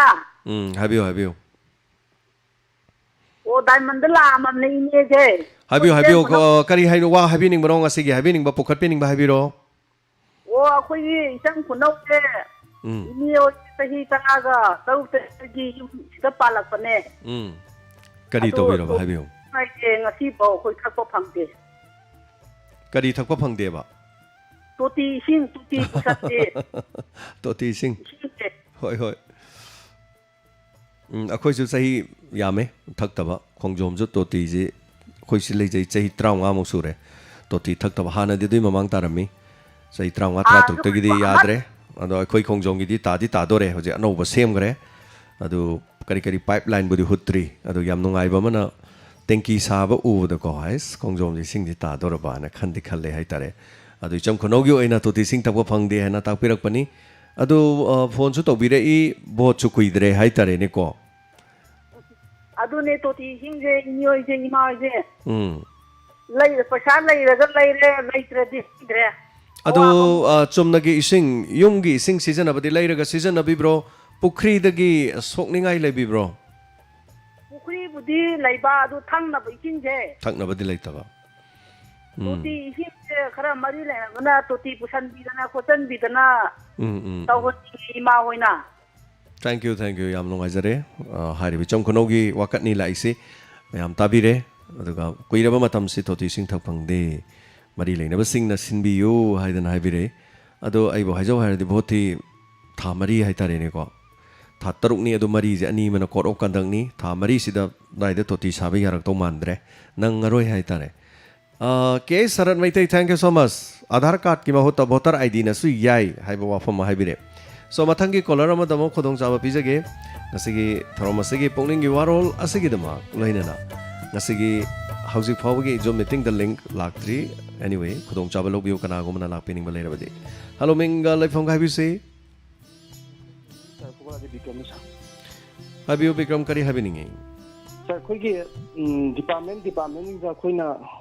ꯆꯦꯒꯨꯝꯕ ꯊꯥꯖꯟꯕꯗ ꯄꯩꯁꯥ ꯅꯨꯡꯁꯥ ꯂꯧꯋꯦꯁꯦ ꯁꯥꯔ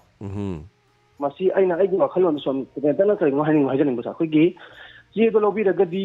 ꯄꯩꯁꯥꯗꯣ ꯂꯧꯕꯤꯔꯒꯗꯤ ꯔꯤꯁꯤꯞ ꯑꯃꯃꯝ ꯄꯤꯌꯣ ꯁꯤꯅ ꯑꯩꯅ ꯍꯥꯏꯅꯤꯡꯉꯤꯁꯦ ꯁꯥꯔ ꯁꯤꯒꯨꯝꯕ ꯄꯣꯠꯁꯦ ꯊꯣꯛꯇꯅꯕ ꯄꯩꯁꯥ ꯂꯧꯕꯒꯤ ꯃꯔꯝꯁꯦ ꯑꯩꯈꯣꯏ ꯂꯧꯗꯅꯕꯒꯤ ꯃꯔꯝ ꯂꯧꯗꯅꯕ ꯑꯣꯏꯒꯦ ꯍꯥꯏꯔꯒꯗꯤ ꯔꯤꯁꯤꯞ ꯑꯣꯏꯅ ꯄꯤꯕꯤꯌꯣ ꯁꯤꯅ ꯄꯩꯁꯥ ꯄꯤꯕꯤꯔꯤꯕ ꯈꯨꯗꯤꯡꯃꯛꯅ ꯁꯤ ꯄꯩꯁꯥꯗꯨꯅ ꯄꯤꯔꯒꯦ ꯔꯤꯁꯤꯞ ꯒꯚꯔꯟꯃꯦꯟꯒꯤ ꯔꯤꯁꯤꯞ ꯑꯃꯃꯝ ꯄꯤꯌꯣ ꯁꯤꯅ ꯅꯝꯕꯔ 1 ꯑꯩꯅ ꯍꯥꯏꯅꯤꯡꯉꯤꯁꯦ ꯃꯣꯏꯒꯤ ꯁꯦꯡꯅꯕꯗ ꯁꯔꯀꯥꯔꯅ ꯇꯣꯂꯣꯞ ꯄꯤꯗꯅ ꯊꯝꯃꯤꯁꯦ ꯑꯩꯈꯣꯏꯗꯩ ꯄꯩꯁꯥ ꯂꯧꯔꯅꯨ ꯍꯥꯏꯅ ꯑꯗꯨꯒꯤꯗꯃꯛ ꯊꯝꯕ ꯑꯣꯏꯔꯝꯒꯅꯤ ꯁꯥꯔ ꯑꯗꯣ ꯗꯤꯄꯥꯔꯠꯃꯦꯟ ꯈꯨꯗꯤꯡꯃꯛꯇ ꯊꯕꯛ ꯇꯧꯕꯤꯔꯤꯕ ꯄꯨꯝꯅꯃꯛꯇ ꯑꯩꯅ ꯍꯥꯏꯖꯅꯤꯡꯕꯗꯤ ꯃꯔꯝ ꯆꯥꯗꯅ ꯄꯩꯁꯥ ꯂꯧꯕꯒꯤ ꯊꯕꯛꯁꯦ ꯇꯣꯛꯄꯤꯌꯣꯅ ꯑꯩ ꯁꯥꯏꯠꯇꯒꯤ ꯗꯥꯏꯃꯟꯒꯤ ꯁ꯭ꯇꯥꯐ ꯈꯨꯗꯤꯡꯃꯛꯇ ꯍꯥꯏꯅ ꯊꯝꯖꯒꯦ ꯁꯥꯔ ꯗꯥꯏꯃꯟꯒꯤ ꯁ꯭ꯇꯥꯐ ꯈꯨꯗꯤꯡꯃꯛꯇ ꯊꯝꯖꯒꯦꯕ ꯗꯥꯏꯃꯟꯒꯤ ꯆꯦꯅꯦꯜ ꯇꯥꯕꯤꯕ ꯈꯨꯗꯤꯡꯃꯛ ꯍꯣꯏ ꯗꯥꯏꯃꯟꯒꯤ ꯁ꯭ꯇꯥꯐ ꯈꯨꯗꯤꯡꯃꯛꯇ ꯊꯝꯕꯤꯒꯦ ꯀꯩꯁꯨ ꯀꯥꯏꯗꯦ ꯕꯤꯀ꯭ꯔꯝ ꯁꯨꯃꯥꯏꯅ ꯇꯧꯕꯅꯦ ꯌꯥꯝ ꯅꯨꯡꯉꯥꯏꯖꯩ ꯑꯗꯣ ꯄꯩꯁꯥꯗꯨ ꯄꯤꯔꯨꯔꯒꯅꯦ ꯑꯗꯨ ꯄꯤꯌꯣ ꯍꯥꯏꯔꯨꯔꯗꯤ ꯊꯕꯛꯇꯨ ꯇꯧꯕꯤꯌꯨ ꯌꯥꯔꯔꯣꯏ ꯑꯗꯨꯃ ꯅꯝꯕꯔ 1 ꯀꯩꯅꯣꯗ ꯄꯤꯕꯤꯌꯨ ꯍꯥꯏꯔꯨꯔꯒꯗꯤꯀோ ꯇꯧꯕꯗꯤ ꯍꯥꯏꯒꯗꯕꯅꯦꯕ ꯑꯗꯣ ꯑꯩꯒꯤ ꯊꯕꯛꯇꯨ ꯇꯧꯍꯟꯅꯤꯡꯕꯅꯤನ ꯑꯩꯅ ꯍꯥꯏꯔꯣꯏꯕ ꯑꯗꯨꯒꯤ ꯋꯥꯗꯣ ꯃꯔꯝꯗꯤ ꯑꯩꯅ ꯂꯥꯛꯏꯗꯨꯁꯨ ꯑꯩꯁꯨ 0 ꯑꯋꯥꯔꯗ ꯄꯨꯔꯥ ꯂꯥꯛꯏꯅꯦꯕ ꯄꯨꯔꯥ ꯂꯥꯏꯟꯁꯦ ꯇꯠꯂꯀꯥꯟꯗ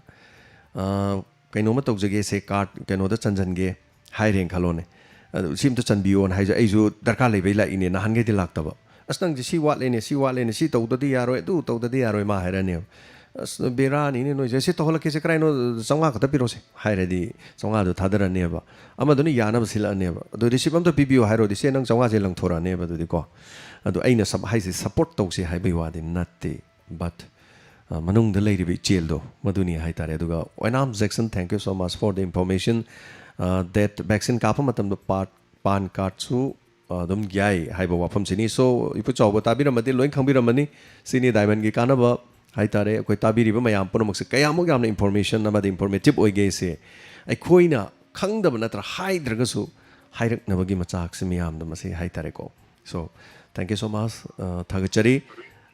hello mingalai from gaibisi hello hello oh ai khamuk mai re ka re tapung habiu kari habeningi ai hoye isu no pa ma le ye bo ai de kar man to bi mama si da lai pa wo na ko bo si da angang si le ye bo adu ga angang na kar man to bi mama si da su do re ke do re da phagi to lai pa si bu di kari gi do la hai je ma na kar man ko mo di lag le expecter ta ya hai re lai pa be wale ba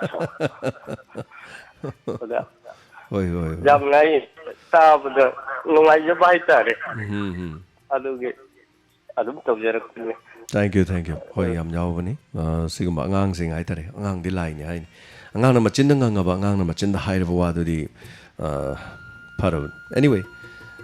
makoi na makoi gi keno da tajara ga hai tare madu gi inspiration phangbois no phaba kya to bira ko no hai tare thank you so much angang macha na sakpa phone da WhatsApp tare ko toro thajala ku su yawi ngon da angang moi gi macha sing na sakpa do aina di thabak chi chinjabani na message ma hang baji kari hai no aruba moiram gani ko mi na khangning bam leram gani ko na tak na hang tok ne good morning na hai leram gani mayam se good morning lising om chatru ko phangye madu aina good morning no khal lai re de thabam su de yare aduna good morning sungan nan jadre aduna arubo re di makok ta urgent I am lobo re di advertisement birthday organa birthday why sina kwai yamna makok thangbiu message thabira ko matam da aduna tabasing di hai tare dakana hangune asom dagi mi na tharak ko WhatsApp group tagi keno da ingon da mu thajala kane ai su group yauk jai ba ingon da su dum la e ba madagi asom da lai sa to zum thajal ga son di tharak ko son dum tharak kani nokning bam lai ni ingon da sum thajala kane ba aduna arubo message hangu da dana darkar oi ba hai tare ko diamond da advertisement tok jage ga har maduna hang hou da na to khib ju yaw hai tare anyway phone jalo ka chagi marak sida Rabi KS Rabi jo meeting da dom lai bire audio video on to bibe yare mathangi caller si lokha chadringe da dom lokha charaga natraga na ina caller si lokha chagadu ribani tabiraga di akoi gi tharom si tabiraga di KS Rabi adom audio amadi video on to biro Rabi hello Rabi tabirabra Rabi na tabidraga di ai mathangi ko lo Rabi tabire ko okay hello Rabi tabire ko Rabi tabire ko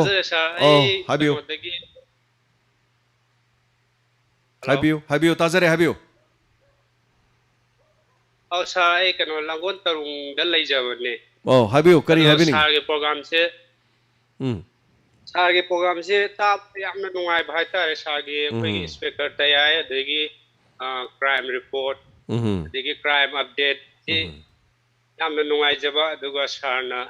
to wisida ai sarna bai inspector tayai sida kano to biriba koi gi ton mo konjen sadana koi gi sarna kano to bi se yamna nungai je na haije ge to bul thank you yam nungai je chinau na habiri ba ko adu hauji kari toro lai biri no yum oina mafam du da lai bi bro kari no ai se kano ne okto diesel okto thora lai jabane yam nungai je anyway adu hojikti ka mai to birige hojik si diesel auto thoba si corona sina kramai to birige thobo khotpa si bodum yari bra kramai to biri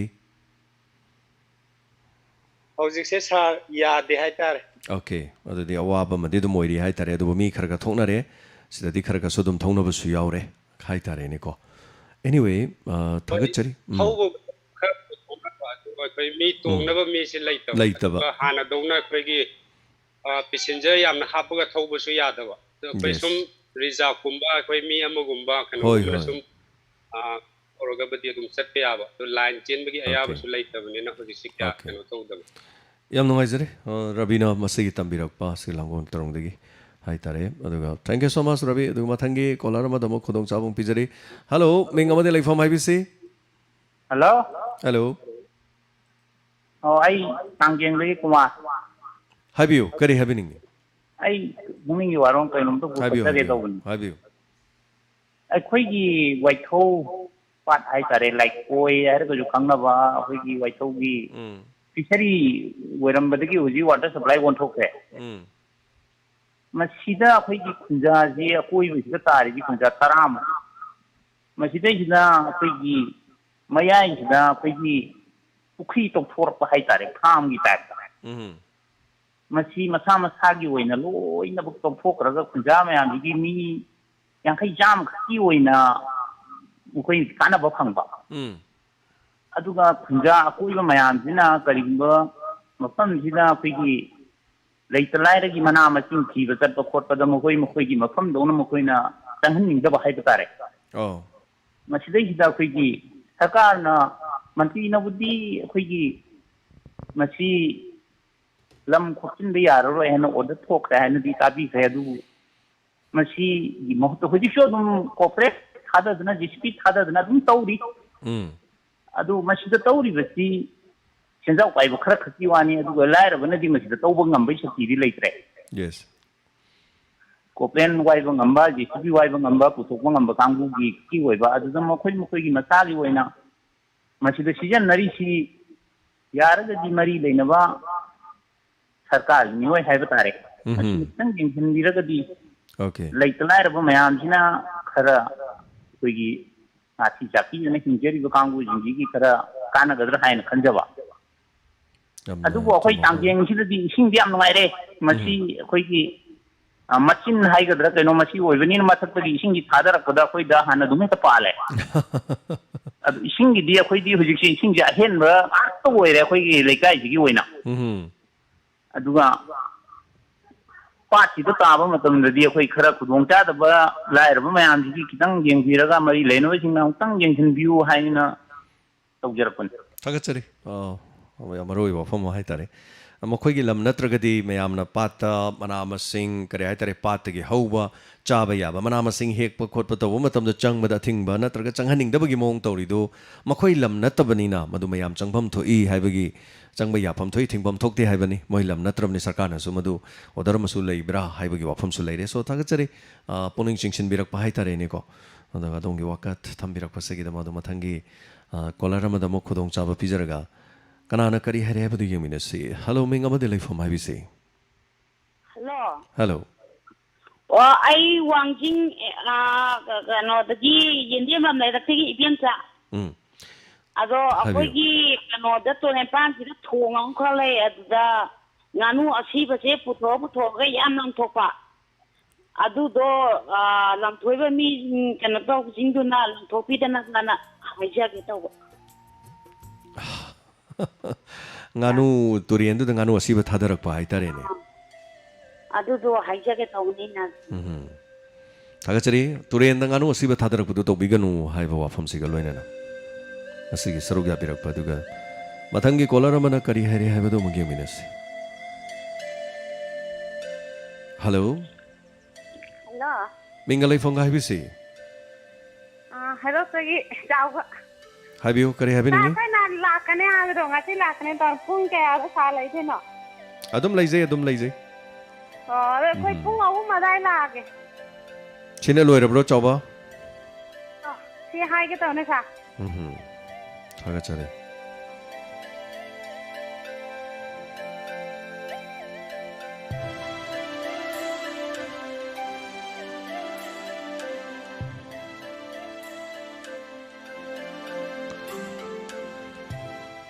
hello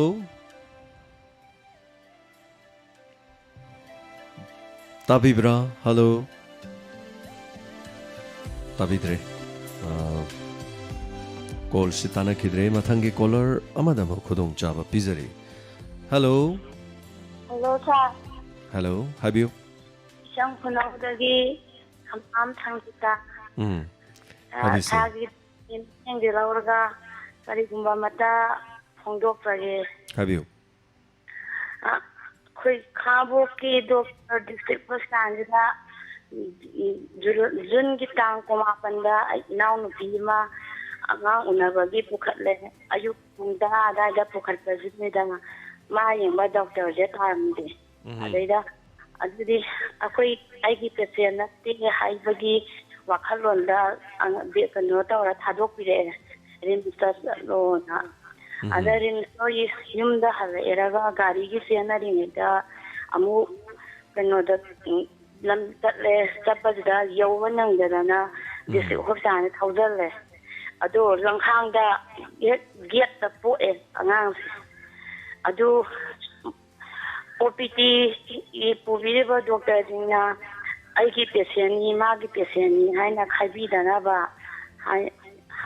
ꯑꯗꯨꯕꯨ ꯂꯝꯈꯥꯡꯗ ꯊꯣꯛꯑꯝꯃꯗꯤ ꯈꯨꯗꯣꯡꯊꯤꯕꯗꯣ ꯊꯣꯛꯀꯅꯤ ꯆꯠꯃꯤꯟꯅꯔꯤꯕ ꯑꯩꯈꯣꯏꯗꯤ ꯑꯗꯨꯝꯕ expert ꯑꯣꯏꯕ ꯑꯃꯠꯇꯁꯨ ꯌꯥꯎꯕ ꯅꯠꯇꯦ ꯑꯗꯨꯅ ꯈꯨꯗꯤꯡꯃꯛꯅ ꯇꯧꯋꯦ ꯍꯥꯏꯕꯒꯤꯗꯤ ꯅꯠꯇꯕ ꯑꯗꯨ ꯈꯤꯇꯪ ꯅꯨꯡꯉꯥꯏꯖꯗꯕ ꯇꯧꯍꯟꯅꯤꯡꯗꯕ ꯃꯇꯨꯡꯗ ꯑꯩꯅ ꯍꯥꯏꯖꯅꯤꯡꯕ ꯗꯣꯛꯇꯔ ꯑꯁꯤꯅ ꯂꯣꯏꯕꯤꯔꯕ꯭ꯔꯣ ꯍꯣꯏ ꯑꯗꯨ ꯗꯣꯛꯇꯔ ꯈꯨꯗꯤꯡꯃꯛꯇꯤ ꯇꯧꯕ ꯅꯠꯇꯦ ꯑꯗꯨꯕꯨ ꯑꯣꯄꯔꯦꯁꯟ ꯇꯧꯔꯁꯨ ꯁꯔꯀꯥꯔꯒꯤ ꯗꯣꯛꯇꯔꯁꯤꯡꯅ ꯄꯨꯔꯤꯕꯁꯤꯡꯁꯤꯅ ꯈꯤꯇꯪ ꯀꯥꯞꯊꯣꯛꯄꯤꯗꯨꯅ ꯑꯣꯄꯔꯦꯁꯟ ꯇꯧꯕ ꯃꯇꯝꯗꯁꯨ ꯑꯗꯨꯝ ꯆꯥꯔꯖ ꯂꯧꯕꯁꯦ ꯁꯔꯀꯥꯔꯒꯤ ꯇꯣꯂꯣꯞ ꯅꯠꯇꯕꯤꯗ ꯑꯩꯈꯣꯏ ꯂꯅꯥꯏꯗꯒꯤ ꯂꯧꯕꯁꯨ ꯌꯥꯎꯋꯦ ꯑꯗꯨ ꯈꯤꯇꯪ ꯀꯥꯞꯊꯣꯛꯄꯤꯌꯨ ꯍꯥꯏꯅ ꯍꯥꯏꯖꯅꯤꯡꯕ ꯊꯥꯒꯠꯆꯔꯤ ꯑꯅꯥꯕ ꯑꯃꯗꯤ ꯄꯦꯁꯦꯟ ꯇꯤꯝ ꯑꯃꯗꯤ ꯗꯣꯛꯇꯔꯒꯤ ꯍꯣꯁꯄꯤꯇꯥꯜ ꯄ꯭ꯔꯥꯏꯚꯦꯠ ꯚꯔꯁꯦꯁ ꯒꯚꯔꯟꯃꯦꯟꯠ ꯁꯤꯒꯤ ꯇꯣꯉꯥꯟ ꯇꯣꯉꯥꯟꯕ ꯀꯌꯥꯁꯦ ꯑꯗꯨꯝ ꯂꯩꯅꯔꯤ ꯈꯔꯁꯨ ꯑꯗꯨꯝ ꯂꯩꯈꯤꯅꯤ ꯍꯥꯏꯇꯥꯔꯦ ꯑꯗꯣ ꯏꯆꯝ ꯆꯝꯅ ꯑꯩꯈꯣꯏꯒꯤ ꯂꯥꯛꯏꯕ ꯄꯦꯁꯦꯟꯒꯤ ꯇꯤꯝꯅ ꯅꯤꯌꯣꯝ ꯈꯪꯗꯕꯩ ꯇꯧꯕꯁꯨ ꯑꯗꯨꯝ ꯌꯥꯎꯏ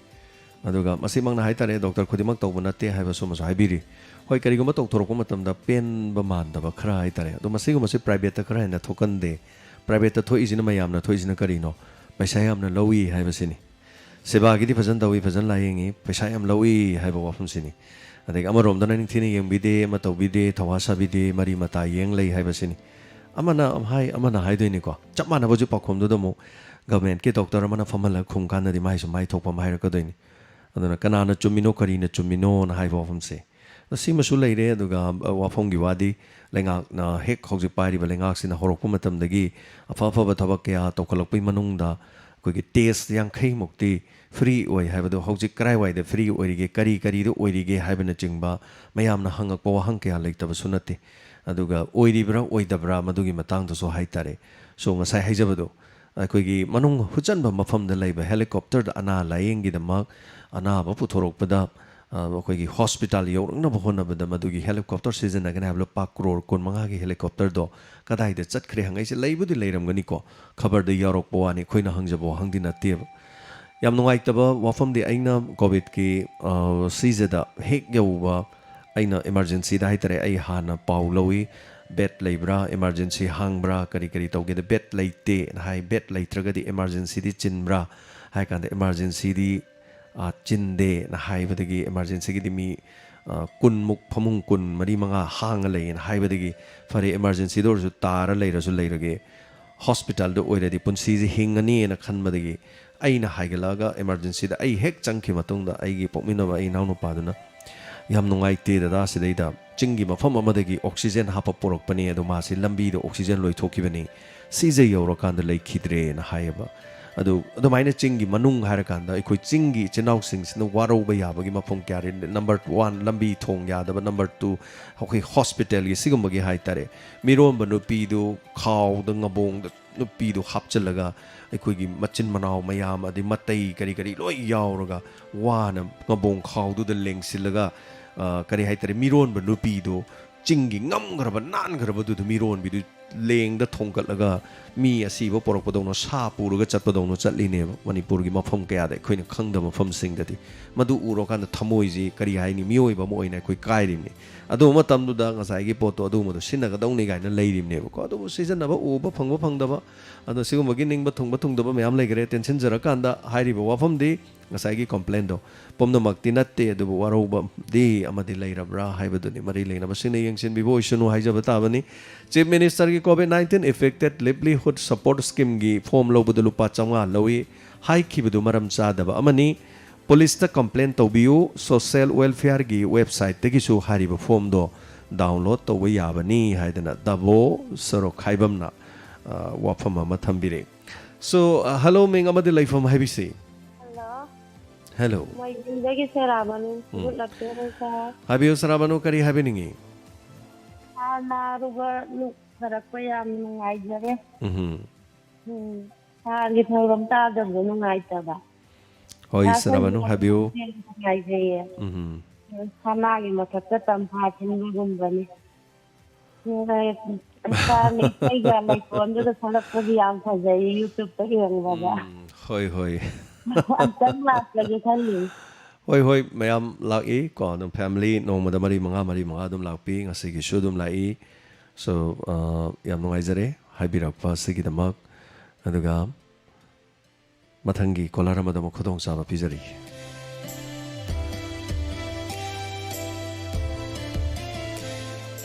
hello minga madilai from IBC hello amo ai kaino ne anbo kendra gi manang chan bai ai thok jam dem da gi niksa habiu kari habiningi kari wafam tambiningi kai mu ta ai ga pin waron da kai mun san da wa habisi ako anbo kendra ge ako yo je sitting on 11 kaino enne de jo this qualify oi bana lai gi ba ta aduna anbo kendra jam wa ba ama jo oi ba do ji covid pandemic gi manung chan na ko ge ki jam den ki gi na Puviri ba koi ye maro ye par and burging na koi covid pandemic ki hida kam khona badi yang kono hona ja na koi yang den kya ki da amma lai ki da di dum law wi ba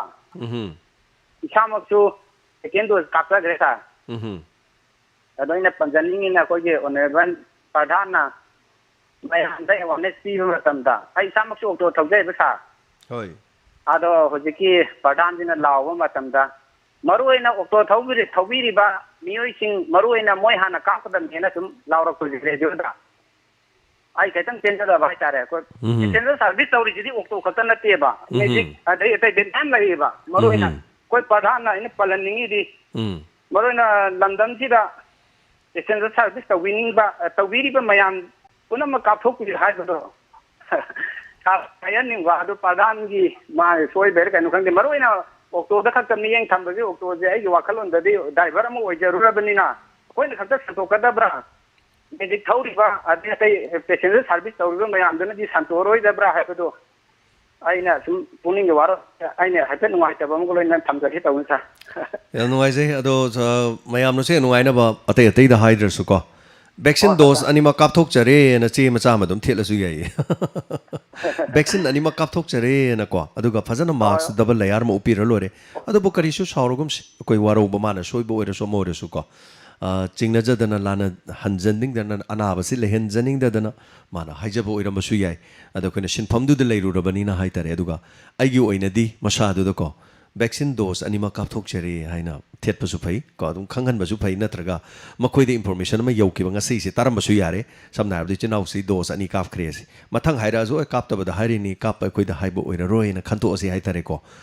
masu soi bo so ma bo so anyway thank you so much hai bi rak sa gi ma do mathangi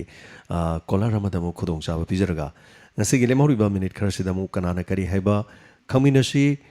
hello ming amad life from hai bi si hello oh ai salongomdagi norene chalongphamdagi noren haibiu kari habeni ai sagi program jin de saru ya sagi na call ji han na to ji de sukun phangda ba hoi hoi adu diamond ji da ni piu jing gi thogang ji yam tawon ning ne ba sa hoi ni piu jing ji ji ni sa da jarda da talappa adu gi mati pisin ji dik ore ba samaj ma sembata mama gi thogang ji tum tik sawe ba sa aduna masigi misagi maram kwagi kalap ki panda amang basi doktor maki program ando kon ni ba hoi hoi ado hojik te khoina madui matang da doctor goma kai goma unaba ya bai khudong chaba leite leina sina so dom na khangbire ꯑꯗꯨꯒ ꯀ꯭ꯋꯥꯒꯤ expert ꯍꯥꯏꯅ doctor ꯑꯃ ꯂꯩꯕꯗꯤ ꯅꯠꯇꯦ ꯑꯗꯨꯕꯨ ꯀ꯭ꯋꯥ ꯍꯥꯏꯁꯦ ꯅꯤꯁꯥꯅꯤ ꯅꯤꯁꯥꯒꯤ ꯃꯔꯝꯗꯗꯤ ꯀ꯭ꯋꯥ ꯍꯥꯏꯁꯦ ꯀ꯭ꯋꯥ ꯐꯠꯇꯕꯒꯤ ꯃꯔꯝꯗ ꯍꯣꯏ ꯇꯟꯖꯥ ꯆꯥꯕꯗ ꯍꯥꯏꯇꯥꯔꯦ ꯃꯇꯥꯡꯅꯕꯨ ꯃꯇꯝꯗꯕꯨ ꯄꯤꯕꯤꯔꯗꯤ ꯑꯗꯨꯒ ꯃꯅꯤꯄꯨꯔꯗ ꯂꯩꯔꯤꯕ ꯗꯣꯛꯇꯔꯁꯤꯗ ꯀ꯭ꯋꯥꯒꯤ ꯑꯦꯛꯁꯄꯔꯠ ꯌꯨꯒꯤ ꯑꯦꯛꯁꯄꯔꯠꯅꯗꯤ ꯂꯩꯕꯗꯤ ꯅꯠꯇꯦꯕ ꯑꯗꯣ ꯀ꯭ꯋꯥꯒꯤ ꯃꯔꯝꯗ ꯍꯥꯏꯔꯨꯔꯗꯤ ꯗꯣꯛꯇꯔ ꯅꯠꯇ꯭ꯔꯁꯨ ꯃꯌꯥꯝ ꯄꯨꯝꯅꯃꯛ ꯅꯤꯁꯥ ꯊꯤꯡꯉꯤꯕ ꯃꯔꯝ ꯑꯗꯨ ꯅꯤꯁꯥ ꯇꯧꯔꯤ ꯃꯤꯅꯁꯨ ꯍꯦꯟꯅ ꯑꯗꯨꯝ ꯈꯪꯕ ꯋꯥꯅꯤ ꯇꯁꯦꯡꯅ ꯍꯥꯏꯔꯕꯗꯤ ꯅꯤꯀꯣꯇꯤꯟꯅꯤ ꯑꯗꯨ ꯃꯅꯨꯡꯗ ꯌꯥꯎꯔꯤꯁꯦ ꯅꯤꯁꯥ ꯃꯈꯜ ꯑꯃꯅꯤ ꯑꯩꯅꯁꯨ ꯃꯃꯥꯡꯗ ꯑꯗꯨꯝ ꯍꯥꯏꯖꯈꯤꯕꯗꯤ ꯑꯗꯨꯝ ꯂꯩꯈ꯭ꯔꯦ ꯃꯗꯨꯗꯤ ꯃꯩꯔꯥ ꯄꯥꯏꯕꯤ ꯏꯃꯥ ꯏꯕꯦꯜꯁꯤꯡꯅ ꯅꯤꯁꯥ ꯊꯤꯡꯕꯒꯤ ꯐꯝ ꯀꯥꯟꯗ ꯃꯩꯔꯥ ꯄꯥꯏꯕꯤ ꯂꯣꯏꯅꯃꯛ ꯅꯠꯇꯦꯀꯣ ꯃꯁꯤꯅ ꯃꯩꯔꯥ ꯄꯥꯏꯕꯤꯕꯨ ꯁꯤꯗꯩꯅ ꯂꯧꯕꯤꯕ ꯌꯥꯗ꯭ꯔꯦ ꯑꯗꯨꯒ ꯑꯩꯈꯣꯏꯒꯤ ꯏꯃꯥ ꯏꯕꯦꯜꯁꯤꯡꯅ ꯂꯝꯕꯤꯗ ꯌꯨ ꯊꯤꯡꯗꯣꯏꯅꯦꯅ ꯌꯨ ꯊꯛꯄ ꯂꯥꯛꯄꯗꯣ ꯀꯥꯏ ꯆꯠꯂꯣꯏꯅꯣꯅ ꯃꯩꯔꯥ ꯁꯪꯗꯒꯤ ꯊꯣꯛꯂꯛꯑꯀꯥꯟꯗ ꯃꯣꯏꯒꯤ ꯐꯤꯔꯩꯗꯅ ꯀ꯭ꯋꯥ ꯑꯅꯤ ꯑꯍꯨꯝ ꯌꯦꯞꯄ ꯂꯩꯌꯦꯗꯣ ꯃꯗꯨꯒꯤ ꯃꯇꯥꯡꯗꯣ ꯃꯁꯤ ꯑꯃ ꯑꯣꯏꯔꯁꯨ ꯐꯥꯒꯤ ꯑꯣꯏꯔꯁꯨ ꯍꯥꯏꯇꯥꯔꯦ ꯃꯁꯤ ꯌꯥꯝꯅ ꯁꯤꯔꯤꯌꯁ ꯑꯣꯏꯅ ꯂꯧꯕ ꯌꯥꯕ ꯋꯥꯐꯝ ꯑꯃꯅꯦ ꯃꯆꯤꯟꯗꯅ ꯀ꯭ꯋꯥ ꯃꯇꯞꯇꯨ ꯇꯧꯔꯦ ꯅꯣꯏ ꯌꯨ ꯊꯛꯏ ꯀꯩꯅꯣꯅ ꯉꯁꯥꯏ ꯀ꯭ꯋꯥꯗꯨꯁꯨ ꯆꯥꯛꯆꯥ ꯇꯣꯛꯑ ꯆꯥꯅꯤꯡꯕꯒꯤ ꯆꯥꯕ ꯍꯧꯔꯨꯔꯒꯗꯤ ꯂꯩꯍꯜꯂꯤꯗꯅꯀꯣ ꯑꯗꯣ ꯀ꯭ꯋꯥꯅ ꯃꯥꯡꯉꯤꯁꯤꯗꯤ ꯀ꯭ꯋꯥꯗꯤ ꯑꯩꯅ ꯃꯃꯥꯡꯗꯁꯨ ꯇꯝꯖꯈ꯭ꯔꯦ ꯀ꯭ꯋꯥꯒꯤ ꯀꯩꯅꯣ ꯁꯥꯔꯛꯄꯒꯤ ꯃꯅꯥ ꯍꯦꯛꯂꯛꯄ ꯍꯦꯛꯂꯒ ꯌꯨꯝ ꯃꯊꯛꯇ ꯐꯧꯕ ꯁꯨꯃꯥꯡꯗ ꯊꯝꯕꯗ ꯒꯥꯔꯤ ꯑꯗꯨꯝ ꯊꯧꯖꯟꯕ ꯈꯣꯡꯅ ꯑꯗꯨꯝ ꯅꯦꯠꯄ ꯑꯗꯩ ꯀꯔꯤꯒꯨꯝꯕ ꯃꯇꯝꯗꯗꯤ ꯏꯃꯨꯡꯗ ꯂꯩꯕ ꯑꯉꯥꯡꯁꯤꯡ ꯀꯔꯤꯁꯤꯡ ꯍꯥꯏꯇꯥꯔꯦ ꯃꯄꯥꯟ ꯏꯄꯥꯟ ꯑꯃꯥꯡ ꯑꯁꯣꯏ ꯑꯗꯨꯝ ꯇꯧꯁꯟꯕ ꯃꯗꯨ ꯀꯪꯉꯀꯥꯟꯗ ꯄꯨꯔꯒ ꯃꯗꯨ ꯃꯈꯣꯡꯅ ꯅꯦꯠꯂꯒ ꯄꯦꯗ꯭ꯔꯦꯛ ꯅꯦꯠꯂꯒ ꯀꯝꯄꯦꯅꯤꯒꯤ ꯃꯐꯝ ꯑꯃꯗ ꯄꯨꯕ ꯃꯐꯝꯗꯨꯗ ꯀꯝꯄꯦꯅꯤꯒꯤ ꯑꯔꯨꯝ ꯑꯌꯥꯡ ꯑꯣꯜꯂꯀꯥꯟꯗ ꯀꯝꯄꯦꯅꯤꯒꯤ ꯃꯗꯨ ꯆꯞꯈꯥꯏꯔꯀꯥꯟꯗ ꯃꯊꯛꯇꯨꯗ ꯐ꯭ꯂꯦꯚꯔ ꯑꯃ ꯇꯣꯉꯥꯟꯅ ꯍꯥꯞꯄꯒ ꯍꯥꯏꯔꯤꯕ ꯍꯤꯗꯥꯛꯁꯦ ꯄꯦꯀꯦꯠꯇ ꯂꯥꯛꯏꯕꯅꯤ ꯑꯗꯨꯒ ꯃꯁꯤ ꯇꯧꯕꯗꯤ ꯄꯥꯝꯕꯤꯅꯤ ꯃꯅꯥ ꯄꯥꯝꯕꯤ ꯍꯥꯏꯇꯥꯔꯦ ꯅꯦꯆꯔꯒꯤ ꯄꯣꯠ ꯑꯃꯅꯤ ꯑꯗꯨꯕꯨ ꯍꯛꯆꯥꯡꯗꯗꯤ ꯅꯤꯀꯣꯇꯤꯟ ꯑꯣꯏꯕ ꯄꯣꯠ ꯑꯃꯅꯤ ꯍꯥꯏꯇꯥꯔꯦ ꯑꯗꯨꯒ ꯍꯣꯏ ꯆꯨꯝꯃꯤ ꯊꯥꯒꯠꯆꯔꯤ ꯈꯤꯇꯪ ꯁꯨꯒꯥꯏꯅ ꯇꯧꯕꯅꯤ ꯃꯇꯥꯡ ꯃꯇꯝ ꯆꯥꯕꯗ ꯑꯦꯛꯁꯄꯔꯠ ꯂꯩꯔꯗꯤ ꯁꯣꯏꯗꯅ ꯄꯨꯖꯔꯛꯅꯕ ꯍꯣꯠꯅꯖꯒꯦ ꯍꯥꯏꯕ ꯑꯣꯖꯥꯒꯤ ꯋꯥꯐꯝꯗ ꯁꯧꯒꯠꯆꯕ ꯑꯣꯏꯅ ꯍꯥꯏꯖꯒꯦ ꯑꯗꯨꯒ ꯃꯁꯤꯒꯤꯗꯃꯛꯇꯗꯤ ꯁ꯭ꯄꯦꯁꯤꯌꯦꯜ ꯑꯣꯏꯅ ꯑꯩꯈꯣꯏꯅ ꯗꯣꯛꯇꯔ ꯑꯃ ꯄꯨꯔꯛꯑꯒ ꯈꯟꯅ ꯅꯩꯅꯕꯗꯤ ꯍꯧꯖꯤꯛꯀꯤꯗꯤ ꯈꯨꯗꯣꯡ ꯆꯥꯖꯗ꯭ꯔꯤ ꯃꯇꯝ ꯉꯥꯏꯃꯤꯟꯅꯁꯤ ꯍꯥꯏꯕ ꯋꯥꯐꯝꯁꯤꯃꯒ ꯑꯗꯨꯒ ꯑꯆꯨꯝꯕꯅꯤ ꯅꯨꯄꯤꯒꯤ ꯆꯤꯡꯍꯤ ꯁꯝꯂꯥꯡ ꯃꯅꯝ ꯅꯝꯕ ꯍꯥꯏꯗꯨ ꯅꯝꯗ꯭ꯔꯕꯅꯤ ꯍꯧꯖꯤꯛꯇꯤ ꯀ꯭ꯋꯥ ꯃꯅꯝ ꯉꯥꯛꯇ ꯉꯥꯏꯈ꯭ꯔꯦ ꯀ꯭ꯋꯥ ꯃꯅꯝ ꯇꯂꯞ ꯃꯅꯝꯅ ꯉꯥꯛꯇ ꯉꯥꯏꯈ꯭ꯔꯦꯅ ꯃꯁꯤꯅ ꯅꯨꯄꯤ ꯈꯨꯗꯤꯡꯃꯛꯀꯤ ꯋꯥꯗꯤ ꯅꯠꯇꯦ ꯑꯗꯨꯕꯨ ꯅꯨꯄꯤ 5ꯗ ꯅꯨꯄꯤ 3ꯗꯤ ꯑꯗꯨꯝ ꯍꯧꯖꯤꯛ ꯀ꯭ꯋꯥ ꯆꯥꯏ ꯑꯗꯨꯒ ꯁꯤꯒꯨꯝꯕꯁꯤ ꯑꯗꯨꯝ ꯇꯧꯏ ꯍꯥꯏꯇꯥꯔꯦ ꯃꯁꯤꯁꯨ ꯑꯃꯥꯡꯕꯗꯤ ꯃꯈꯜ ꯑꯃꯅꯤ ꯃꯥꯏ ꯐꯖꯍꯟꯗꯦ ꯁ꯭ꯀꯤꯟ ꯐꯖꯍꯟꯗꯦ ꯌꯥ ꯐꯖꯍꯟꯗꯦ ꯁꯣꯔ ꯃꯅꯝ ꯅꯝꯊꯤꯍꯜꯂꯤ ꯑꯗꯨꯒ ꯀꯔꯤ ꯍꯥꯏꯇꯥꯔꯦ ꯈꯅꯥꯎ ꯅꯥꯍꯜꯂꯤ ꯑꯗꯨꯒ ꯃꯥꯎꯠ ꯀꯦꯟꯁꯔ ꯆꯤꯟ ꯌꯥꯔꯤ ꯌꯥꯈꯣꯡꯗ ꯀꯦꯟꯁꯔ ꯇꯧꯍꯟꯅꯕꯒꯤ ꯑꯆꯧꯕ ꯃꯆꯥꯛ ꯑꯃ ꯑꯣꯏ ꯅꯨꯡꯁꯤꯠ ꯀꯥꯍꯜꯂꯤ ꯑꯗꯨꯒ ꯍꯥꯏꯔꯤꯕꯁꯤꯒꯤ ꯍꯥꯏꯇꯥꯔꯦ ꯀꯔꯤꯒꯨꯝꯕ ꯃꯇꯝꯗ ꯍꯦꯛ ꯆꯥꯔꯨꯕ ꯃꯇꯝꯗ ꯏꯁꯥ ꯊꯛ ꯅꯤꯛꯄ ꯌꯥꯎꯔꯤꯅꯦ ꯍꯦꯜꯂꯣ ꯃꯤꯡ ꯑꯃꯗꯤ ꯂꯩꯐꯝ ꯍꯥꯏꯕꯤꯁꯦ ꯍꯜꯂꯣ ꯁꯥꯔ ꯑꯩ ꯀ꯭ꯌꯥꯝꯄꯥꯏꯗꯒꯤ ꯕꯤꯅꯣꯗꯤꯅꯤ ꯀꯧꯖꯩ ꯁꯥꯔ ꯍꯥꯏꯕꯤꯁꯤ ꯀꯔꯤ ꯍꯥꯏꯕꯤꯅꯤꯡꯉꯤ ꯁꯥꯔꯒꯤ ꯗꯤꯖꯔꯠ ꯇꯌꯥꯏ ꯈꯔ ꯉꯟꯈꯠꯄꯁꯤꯁꯨ ꯌꯥꯝ ꯅꯨꯡꯉꯥꯏꯖꯩ ꯑꯗꯨꯒ ꯁꯥꯔ ꯑꯩꯈꯣꯏꯒꯤ ꯍꯧꯖꯤꯛ ꯔꯦꯁꯟ ꯀꯥꯔꯗꯀꯤ ꯔꯤꯅ꯭ꯌꯨ ꯇꯧꯕꯒꯤ ꯃꯇꯥꯡꯁꯦ ꯁꯥꯔ ꯁꯤꯁꯦ ꯔꯤꯅ꯭ꯌꯨ ꯇꯧꯕꯗ ꯄꯩꯁా ꯀꯌꯥ ꯆꯪꯒꯦꯁꯨ ꯑꯩꯅ ꯁꯨꯝ ꯈꯪꯅꯤꯡꯕ ꯑꯇꯣꯞꯄ ꯀꯣꯂꯔꯁꯤꯡꯅ ꯑꯗꯨꯝ ꯑꯩꯈꯣꯏ ꯁꯨꯃꯥꯏꯅ ꯍꯪꯕꯗ ꯈꯨꯝꯕꯤꯔꯛꯄꯗꯣ ꯍꯧꯖꯤꯛ ꯔꯦꯁꯟ ꯀꯥꯔꯗꯀꯤꯗꯤ ꯂꯨꯄꯥ 50 ꯈꯛ ꯆꯪꯉꯝꯒꯅꯤ ꯍꯥ ꯂꯨꯄꯥ 50 ꯈꯛ ꯆꯪꯉꯝꯒꯅꯤ ꯏꯁꯥꯅ ꯆꯠꯄꯤꯔꯗꯤ ꯑꯩꯈꯣꯏꯒꯤ ꯏꯁꯥꯅꯗꯤ ꯆꯠꯇ꯭ꯔꯦ ꯑꯗꯣ ꯑꯩꯈꯣꯏꯒꯤ ꯂꯩꯀꯥꯏꯒꯤꯗꯤ ꯆꯥꯝꯃ ꯂꯧꯕ ꯍꯣꯏ 100 ꯂꯧꯕ ꯌꯥꯎꯕꯅꯤ 200 ꯂꯧꯕꯁꯨ ꯌꯥꯎꯕꯅꯤ ꯑꯗꯨ ꯃꯤ ꯆꯠꯂꯤꯕꯅꯤꯅ ꯚꯔꯥ ꯅꯨꯡꯂꯥ ꯑꯗꯨ ꯑꯗꯥꯅ ꯇꯧꯕ ꯑꯣꯏꯔꯝꯕꯁꯨ ꯌꯥꯏꯀꯣ ꯆꯞ ꯆꯥꯕꯗꯤ ꯍꯣꯏ ꯑꯗ ꯍꯧꯖꯤꯛ ꯃꯦꯆꯤꯟꯗ ꯈꯨꯠꯅ ꯅꯝꯃꯒ ꯆꯦꯡ ꯄꯤꯕꯁꯤꯁꯨ ꯌꯥꯝ ꯅꯨꯡꯉꯥꯏꯁꯤꯅ ꯑꯆꯨꯝꯕ ꯈꯔꯗꯤ ꯄꯣꯔꯛꯀꯗꯕ ꯃꯥꯜꯂꯦ ꯑꯗꯨꯒ ꯃꯁꯤ ꯑꯩꯈꯣꯏꯒꯤ ꯆꯦꯡ ꯌꯦꯟꯕ ꯑꯦꯖꯦꯟꯗꯁꯨ ꯃꯊꯥꯗꯤ ꯌꯥꯝ ꯁꯥꯕꯖꯥꯠꯅꯤ ꯊꯕꯛ ꯇꯧꯕ ꯃꯤꯒꯤ ꯀꯥꯔꯗ ꯁꯥꯗꯕꯒꯤ ꯃꯇꯥꯡꯁꯦ ꯁꯤꯒꯤ ꯃꯇꯥꯡꯗꯁꯨ ꯍꯌꯦꯡ ꯕꯣꯠꯇ ꯈꯪꯅꯤ ꯅꯨꯡꯉꯥꯏꯅꯤ ꯑꯩꯈꯣꯏ ꯕꯣꯠ ꯄꯤꯔꯣꯏ ꯆꯦꯡ ꯄꯤꯗꯕꯅꯤꯅ ꯑꯩꯈꯣꯏꯒꯤ ꯑꯦꯖꯦꯟꯁꯤꯡꯒꯤꯗ ꯉꯥꯡꯅꯤꯡꯕ ꯃꯑꯣꯡꯗ ꯉꯥꯡꯕ ꯀꯩꯅꯣ ꯃꯅꯨꯡꯒꯤ ꯀꯩꯅꯣꯁꯤꯗꯤ ꯅꯤꯌꯣꯝꯗꯤ ꯁꯨꯝ ꯏꯈꯪ ꯈꯪꯗꯕ ꯑꯗꯨꯅ ꯑꯩꯅ ꯅꯍꯥꯟ ꯍꯥꯏꯖꯔꯤꯗꯣ ꯑꯗꯣ ꯆꯞ ꯃꯥꯟꯅꯩ ꯑꯩꯈꯣꯏꯒꯤ AYAꯒꯤ ꯀꯥꯔꯗ ꯁꯥꯔ ꯄꯤꯔꯣ ꯑꯩꯈꯣꯏ ꯏꯃꯨꯡꯗ ꯍꯥꯏꯕ ꯌꯥꯎꯔꯤꯅꯤ ꯅꯠꯇ꯭ꯔꯗꯤ ꯚꯣꯠ ꯄꯤꯔꯣ ꯍꯥꯏꯕ ꯌꯥꯎꯔꯤꯅꯤ ꯁꯤꯒꯨꯝꯕꯁꯦꯀꯣ ꯌꯥꯝ ꯆꯨꯝꯃꯦꯕ ꯑꯗꯣꯝꯅ ꯍꯥꯏꯕꯤꯔꯤꯗꯣ ꯍꯥꯏꯕꯤꯌꯨ ꯃꯈꯥ ꯀꯔꯤ ꯍꯥꯏꯕꯤꯅꯤꯡ ꯌꯥꯝ ꯉꯛꯄ ꯑꯃꯅ ꯁꯥꯔꯅ ꯄꯟꯕꯤꯔꯛꯄꯁꯦ ꯅꯤꯡꯁꯤꯡꯉꯦ AY ꯀꯥꯔꯗꯁꯦ ꯁꯥꯔ ꯆꯦꯡ KG 35 ꯄꯤꯒꯗꯕ ꯑꯩꯈꯣꯏ ꯂꯥꯏꯔꯕꯒꯤꯅꯤ ꯍꯥꯏꯗꯅ ꯁꯦ ꯏꯃꯨꯡ ꯑꯃꯗ ꯇꯣꯂꯣꯞ 3 ꯆꯥꯕ ꯃꯣꯏꯅ AY ꯀꯥꯔꯗꯁꯦ ꯄꯥꯏꯔꯝꯗꯤꯕ ꯑꯗꯨꯒ ꯌꯥꯝꯅ ꯂꯥꯏꯔꯕ ꯃꯥꯒꯤ ꯅꯨꯄꯥꯁꯨ ꯌꯨ ꯊꯛꯇꯅ ꯑꯗꯒꯤ ꯃꯆꯥꯅꯨꯄꯥꯁꯨ ꯒꯨꯂꯤ ꯆꯥꯗꯅ ꯌꯥꯝ ꯋꯥꯗꯅ ꯆꯔꯥ ꯍꯦꯟꯗꯅ ꯃꯀꯣꯛ ꯃꯔꯨ ꯏꯐꯥ ꯐꯥꯗꯅ ꯀꯔꯥꯏꯗꯒꯤ ꯀꯔꯤ ꯇꯧꯔ ꯏꯃꯨꯡꯒꯤ ꯆꯥꯅꯕ ꯇꯧꯁꯤꯒꯦꯅ ꯆꯠꯂꯤꯕ ꯃꯤꯁꯤꯡꯁꯤꯗꯗꯤ ꯑꯗꯨꯒꯨꯝꯕ ꯀꯥꯔꯗꯇꯣ ꯄꯥꯏꯔꯝꯗꯕ ꯏꯅꯥꯛ ꯈꯨꯟꯕ ꯊꯕꯛ ꯇꯧꯕ ꯃꯤ 3 ꯇꯣꯂꯣꯞ ꯆꯥꯕꯗꯅ ꯀꯥꯔꯗꯇꯣ ꯄꯥꯏꯔꯝꯕ ꯍꯣꯏ ꯑꯗ ꯁꯤꯒꯨꯝꯕꯁꯤꯁꯨ ꯁꯨꯝ ꯅꯨꯡꯉꯥꯏꯇꯕ ꯑꯗꯨꯒ ꯊꯕꯛ ꯇꯧꯕ ꯃꯤꯁꯤꯡꯁꯤꯅ ꯚꯣꯠ ꯄꯤꯔꯣꯏ ꯑꯩꯈꯣꯏ ꯆꯦꯡ ꯄꯤꯗ꯭ꯔꯕꯅꯤꯅ ꯏꯅꯝꯃꯒꯤ ꯇꯥꯆꯧ ꯊꯕꯛ ꯇꯧꯕꯗꯨꯗ ꯇꯧꯕꯅꯤ ꯏꯗꯣꯝꯆꯥꯒꯤ ꯈꯥꯇꯣꯟ ꯊꯕꯛ ꯇꯧꯕꯗꯨꯗ ꯇꯧꯕꯅꯤ ꯑꯗꯨꯗꯤ ꯅꯣꯏꯒꯤ ꯇꯣꯂꯣꯞꯇꯣ ꯑꯩꯉꯣꯟꯗ ꯄꯤꯔꯣꯗꯅ ꯑꯩꯈꯣꯏ ꯏꯃꯨꯡꯒꯤ ꯆꯦꯡ ꯁꯔꯨꯛꯁꯦ ꯅꯣꯏ ꯂꯧꯖꯔꯣꯏ ꯑꯣ ꯊꯕꯛꯇꯨꯁꯨ ꯄꯩꯁꯥ ꯅꯝꯃꯒ ꯌꯥꯎꯔꯛꯄꯅꯦ ꯈꯪꯗꯦ ꯃꯣꯏꯅ ꯉꯥꯡꯅꯤꯡꯕ ꯃꯑꯣꯡꯗ ꯉꯥꯡꯕꯗꯤ ꯑꯦꯖꯦꯟꯁꯤꯡꯁꯨ ꯃꯊꯥꯗꯤ ꯌꯥꯝ ꯁꯥꯕꯖꯥꯠꯅꯤ ꯌꯥꯝ ꯁꯥꯕꯖꯥꯠꯅꯤ ꯃꯗꯨ ꯑꯩꯈꯣꯏ ꯎꯖꯩ ꯈꯪꯖꯩ ꯑꯗꯨꯅꯅꯤ ꯑꯩꯈꯣꯏꯅ ꯑꯆꯨꯝꯕ ꯉꯥꯡꯕ ꯌꯥꯏꯅ ꯄꯉꯥꯡ ꯀꯥꯟꯗ ꯉꯁꯥꯏꯒꯤ ꯊꯦꯡꯅꯔꯤꯕ ꯃꯈꯣꯏꯒꯤ ꯇꯧꯔꯣꯏꯗꯕ ꯈꯔꯗꯨꯁꯨ ꯃꯤꯌꯥꯝꯒꯤ ꯈꯜꯂꯒ ꯇꯧꯕ ꯂꯩꯌꯦꯕ ꯑꯦꯖꯦꯟ ꯑꯣꯏꯔꯣ ꯃꯦꯝꯕꯔ ꯑꯣꯏꯔꯣ ꯑꯗꯨꯅ ꯉꯁꯥꯏ ꯑꯩꯅꯁꯨ ꯍꯥꯏꯖꯕꯗꯣ ꯑꯗꯨꯅꯤ ꯑꯆꯨꯝꯕꯅꯤ ꯃꯗꯨꯒꯤ ꯋꯥꯐꯝꯗꯣ ꯇꯁꯦꯡꯅ ꯑꯩꯈꯣꯏꯅ ꯀꯠꯊꯣꯛꯅꯕ ꯑꯃ ꯆꯪꯉꯦꯕ ꯊꯃꯣꯏ ꯁꯦꯡꯅ ꯇꯧꯒꯦ ꯍꯥꯏꯇꯥꯔꯒꯗꯤ ꯑꯩꯈꯣꯏ ꯀꯠꯊꯣꯛꯄ ꯑꯃ ꯌꯥꯎꯗꯕ ꯁꯨꯡꯌꯥ ꯌꯥꯔꯣꯏꯕ ꯗꯦꯗꯤꯀꯦꯁꯟ ꯑꯁꯤ ꯌꯥꯎꯗ꯭ꯔꯗꯤ ꯚꯣꯂꯨꯟꯇꯔꯤꯂꯤ ꯊꯕꯛ ꯇꯧꯔꯛꯑꯀꯥꯟꯗ ꯗꯦꯗꯤꯀꯦꯁꯟ ꯌꯥꯎꯗꯅ ꯊꯕꯛ ꯇꯧꯕꯁꯤ ꯌꯥꯗꯕ ꯑꯗꯨꯅ ꯑꯆꯨꯝꯕ ꯋꯥꯐꯝꯅꯤ ꯉꯁꯥꯏꯗꯒꯤ ꯍꯥꯏꯕꯤꯔꯤꯕ ꯋꯥꯐꯝꯗꯨꯗ ꯍꯥꯏꯇꯥꯔꯦ ꯑꯩꯈꯣꯏꯒꯤ AYAꯒꯤ ꯀꯥꯔꯗ ꯄꯤꯔꯛꯎꯒꯨꯝꯕ ꯑꯩꯈꯣꯏ ꯆꯦꯡ ꯌꯦꯜꯂꯛꯎꯒꯨꯝꯕ ꯅꯠꯇ꯭ꯔꯦ ꯅꯣꯏꯗ ꯚꯣꯠ ꯄꯤꯔꯣꯏꯅ ꯃꯊꯪ ꯄꯤꯔꯛꯑꯔꯣꯏ ꯚꯣꯠꯇꯣ ꯑꯗꯣ ꯃꯊꯪꯗ ꯑꯃꯨꯛ ꯃꯣꯏ ꯑꯇꯣꯞꯄꯗꯨꯗ ꯄꯤꯈ꯭ꯔꯅꯦꯕ ꯑꯇꯣꯞꯄꯗꯨ ꯀꯥꯔꯦꯅ ꯈꯜꯂꯁꯤ ꯑꯇꯣꯞꯄꯗꯨꯗ ꯇꯧꯗꯣꯏꯗꯨꯁꯨ ꯃꯤꯅꯝꯗꯣꯏꯅꯦꯕ ꯑꯗꯨꯗ ꯃꯤꯅꯝꯕꯗꯣ ꯃꯗꯨꯅꯦꯕ ꯁꯣꯏꯔꯤ ꯊꯕꯛꯁꯦ ꯅꯞꯁꯥꯒꯤ ꯆꯦꯡ ꯑꯁꯤ ꯀꯅꯥꯅ ꯐꯪꯗꯧꯅꯣꯁꯦ ꯑꯍꯥꯟꯕꯗ ꯑꯩꯈꯣꯏ ꯈꯪꯐꯝ ꯊꯣꯛꯏ ꯑꯗꯨꯒ ꯑꯩꯈꯣꯏꯒꯤ ꯃꯁꯥ ꯃꯁꯥꯒꯤ ꯂꯩꯔꯤꯕ ꯅꯤꯌꯣꯝꯁꯤꯡꯁꯤ ꯈꯪꯅ ꯆꯠꯄ ꯑꯃ ꯅꯠꯇ꯭ꯔꯒꯗꯤ ꯑꯩꯈꯣꯏꯅ ꯃꯤꯅ ꯁꯣꯏꯕꯗꯨꯗꯤ ꯑꯩꯈꯣꯏꯅ ꯄꯥꯅꯔꯤꯕ ꯑꯩꯅ ꯁꯣꯏꯕꯗꯨꯗꯤ ꯑꯩꯅ ꯎꯗꯦꯕ ꯃꯁꯤ ꯇꯥꯏꯕꯪ ꯃꯤꯑꯣꯏꯕꯒꯤ ꯃꯆꯠꯅꯤ ꯑꯩꯅ ꯍꯦꯛ ꯍꯥꯏꯖꯕꯗꯣ ꯑꯩꯒꯤ ꯏꯆꯥꯅ ꯀꯞꯄꯗꯤ ꯕꯥꯁꯤ ꯃꯈꯣꯟꯒꯨꯝꯅꯤ ꯇꯨꯔꯨꯔꯨ ꯇꯥꯏꯌꯦꯕ ꯃꯤ ꯃꯆꯥꯅ ꯀꯞꯄꯅ ꯇꯥꯅꯤꯡꯗꯦꯕ ꯑꯗꯨꯒꯤ ꯊꯃꯣꯏꯗꯨ ꯍꯦꯛ ꯆꯦꯜꯂꯤꯉꯩ ꯁꯨꯡꯌꯥ ꯌꯥꯔꯣꯏ ꯃꯥꯂꯦꯝꯁꯤꯗ ꯑꯩꯈꯣꯏ ꯍꯤꯡꯃꯤꯟꯅꯕ ꯍꯥꯏꯕꯅꯤ ꯑꯩ ꯈꯛꯇꯒꯤ ꯍꯥꯏꯕ ꯅꯠꯇꯦꯕ ꯑꯗꯨꯅ ꯊꯥꯒꯠꯆꯔꯤ ꯑꯆꯨꯝꯕꯅꯤ ꯑꯁꯤꯒꯨꯝꯕꯁꯤꯗꯤ ꯈꯔ ꯀꯠꯊꯣꯛꯅꯕ ꯁꯦꯝꯗꯣꯛꯃꯤꯟꯅꯕ ꯑꯃ ꯆꯪꯉꯦ ꯅꯠꯇ꯭ꯔꯗꯤ ꯑꯆꯨꯝꯕ ꯁꯣꯡꯗꯣꯛꯄꯔꯣꯏ ꯊꯕꯛ ꯑꯃꯗ ꯁꯣꯏꯈꯤꯕꯗꯨꯅ ꯑꯃꯗꯁꯨ ꯌꯥꯕꯣꯏꯔꯦꯅ ꯁꯣꯏꯔꯛꯀꯅꯦꯕ ꯑꯃꯗꯁꯨ ꯌꯥꯕꯣꯏꯔꯦꯅ ꯁꯣꯏꯔꯛꯀꯅꯤ ꯃꯊꯪ ꯁꯣꯏꯔꯛꯄꯗꯗꯤ ꯌꯧꯗꯣꯔꯤꯕꯅꯦꯕ ꯑꯗꯨꯅ ꯁꯤꯒꯨꯝꯕꯁꯤ ꯅꯤꯌꯣꯝ ꯂꯩꯇꯕ ꯍꯥꯏꯇꯥꯔꯦ ꯑꯗꯨꯅ ꯖꯄꯥꯟꯅ ꯉꯁꯤ ꯌꯥꯝꯅ ꯆꯥꯎꯈꯠꯄ ꯂꯩꯕꯥꯛ ꯑꯃ ꯑꯣꯏꯕꯗ ꯈ꯭ꯋꯥꯏꯗꯒꯤ ꯃꯣꯏ ꯆꯠꯂꯤꯁꯤ ꯀꯩꯅꯣ ꯖꯄꯥꯟꯁꯤ ꯌꯥꯝꯅ ꯔꯨꯜ ꯌꯥꯝ ꯆꯠꯃꯜꯂꯦ ꯖꯄꯥꯟꯗ ꯂꯩꯕ ꯃꯤꯅ ꯍꯥꯏ ꯑꯩꯈꯣꯏꯗꯤ ꯔꯨꯜꯁꯤ ꯉꯥꯛꯄ ꯍꯦꯟꯃꯟꯗꯅ ꯁꯤꯗꯣꯔꯦ ꯍꯥꯏ ꯃꯣꯏꯅ ꯑꯃꯨꯛ ꯑꯁ ꯅꯈꯣꯏ ꯏꯟꯗꯤꯌꯥꯗꯒ ꯇꯧꯔꯤꯕ ꯃꯑꯣꯡꯁꯤꯗꯤ ꯂꯣꯏꯅꯃꯛ ꯅꯣꯏ ꯅꯅꯤꯡ ꯇꯝꯃꯦ ꯂꯣꯏ ꯐ꯭ꯔꯤ ꯑꯣꯏꯌꯦ ꯁꯤ ꯑꯣꯏꯔꯗꯤ ꯀꯌꯥꯝ ꯅꯨꯡꯉꯥꯏꯅꯤ ꯍꯥꯏꯌꯦ ꯃꯣꯏꯅꯗꯤ ꯑꯃꯨꯛ ꯑꯗꯨꯒ ꯃꯣꯏꯒꯤꯗꯤ ꯁ꯭ꯇ꯭ꯔꯤꯛ ꯌꯥꯝ ꯑꯣꯏꯕꯗꯣ ꯌꯥꯝꯅ ꯁ꯭ꯇ꯭ꯔꯤꯛ ꯑꯣꯏꯕꯁꯦ ꯑꯗꯨꯅ ꯑꯩꯈꯣꯏ ꯁꯤꯗꯗꯤ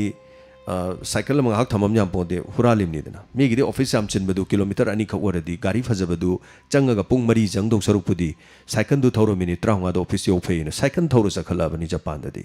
ꯑꯗꯨꯅ ꯁꯥꯏꯀꯜꯗꯨ ꯊꯧꯔꯛꯑꯅꯤ ꯑꯣꯐꯤꯁ ꯃꯃꯥꯡꯗꯣ ꯊꯝꯃꯒ ꯁꯥꯏꯀꯜꯗꯨꯗꯪ ꯉꯥꯁꯜꯂ ꯊꯝꯃꯝꯗꯣꯏꯅꯤ ꯃꯅꯨꯡ ꯆꯪꯉꯨꯗꯣꯏꯅꯤ ꯁꯥꯏꯀꯜꯗꯣ ꯍꯜꯂꯛꯄꯗ ꯑꯗꯨꯝ ꯂꯩꯔꯝꯗꯣꯏꯅꯤ ꯑꯩꯈꯣꯏ ꯁꯤꯗꯅ ꯉꯥꯏꯍꯥꯛꯇꯪ ꯊꯝꯕꯗ ꯄꯣꯠ ꯂꯩꯔꯨ ꯍꯜꯂꯛꯄꯗ ꯁꯥꯏꯀꯜꯗꯣ ꯑꯗꯨꯝ ꯂꯩꯔꯝꯗ꯭ꯔꯦ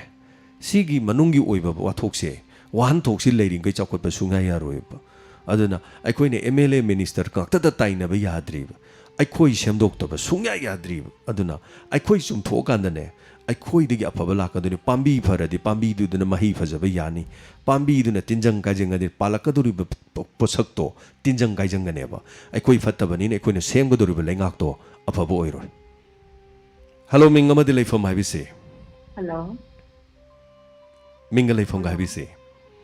ꯁꯥꯔ ꯑꯩ ꯊꯧꯕꯥꯜꯗꯒꯤ ꯕꯕꯤꯇꯥ ꯇꯔꯥꯝꯅꯣꯛꯆꯔꯤ ꯕꯕꯤꯇꯥ ꯍꯥꯏꯕꯤꯌꯨ ꯀꯔꯤ ꯍꯥꯏꯕꯤꯅꯤꯡꯉꯤ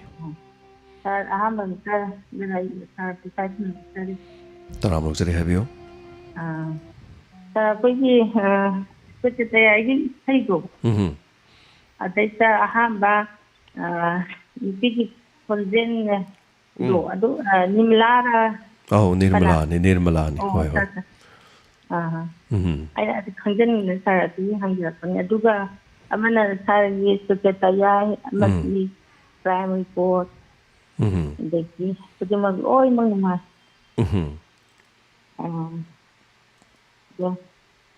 ꯁꯤꯅ ꯂꯣꯏꯕꯤꯔꯕ꯭ꯔꯣ ꯑꯇꯩ ꯀꯔꯤ ꯍꯥꯏꯕꯤꯅꯤꯡꯕ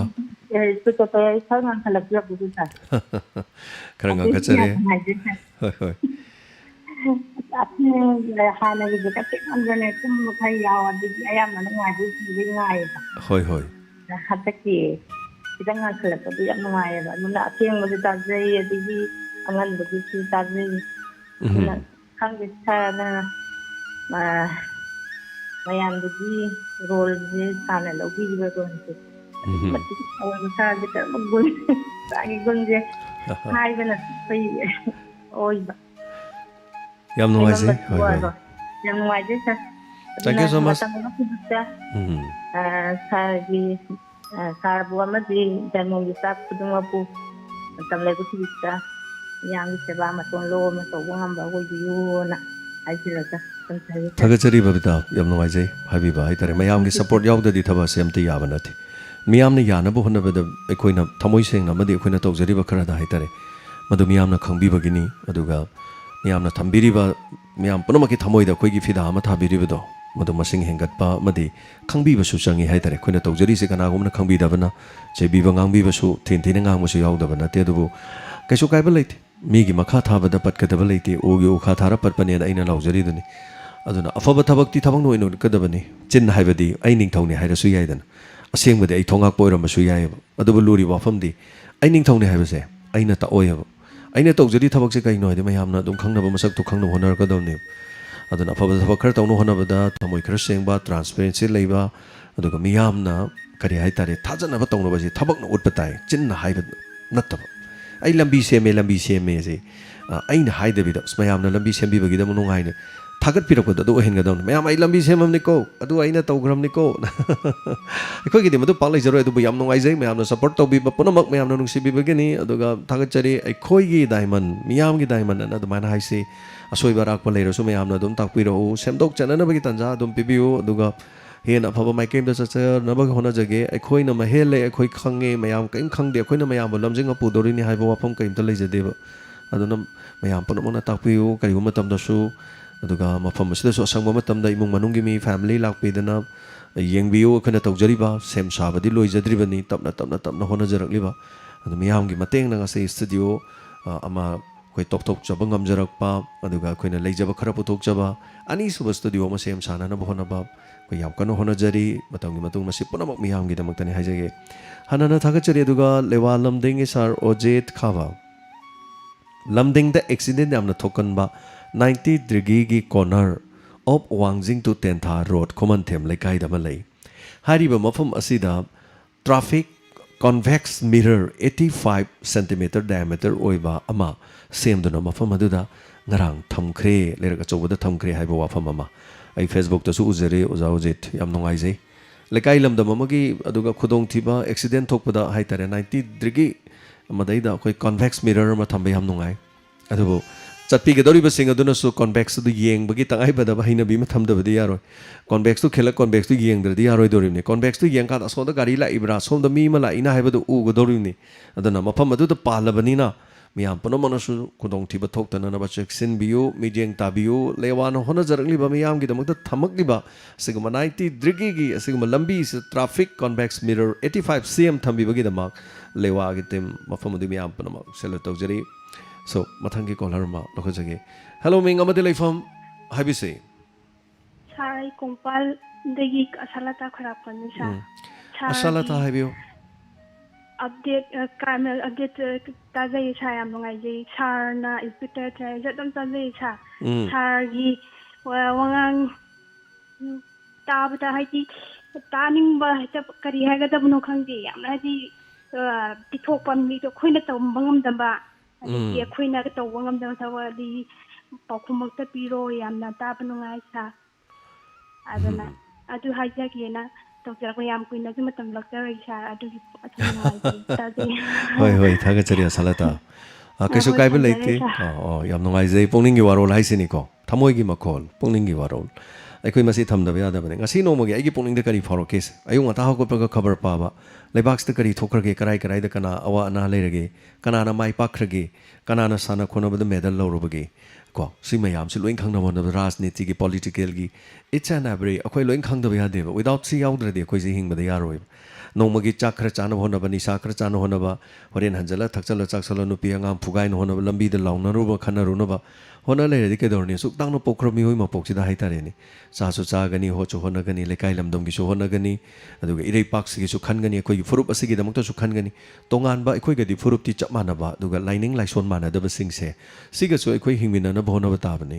होजिक फेसबुक तो ओइरेने को अखोई गे खक्तंग तोरगा अखोई खक्तै वांगांगबा मीने हारो मिंगोन चंगजलगा हित ट्रोल तोरंगांगबा हौजिकति मसिसु याबना ते अदना अखोई हिंगमिनरिगे मतमदा हाइतारे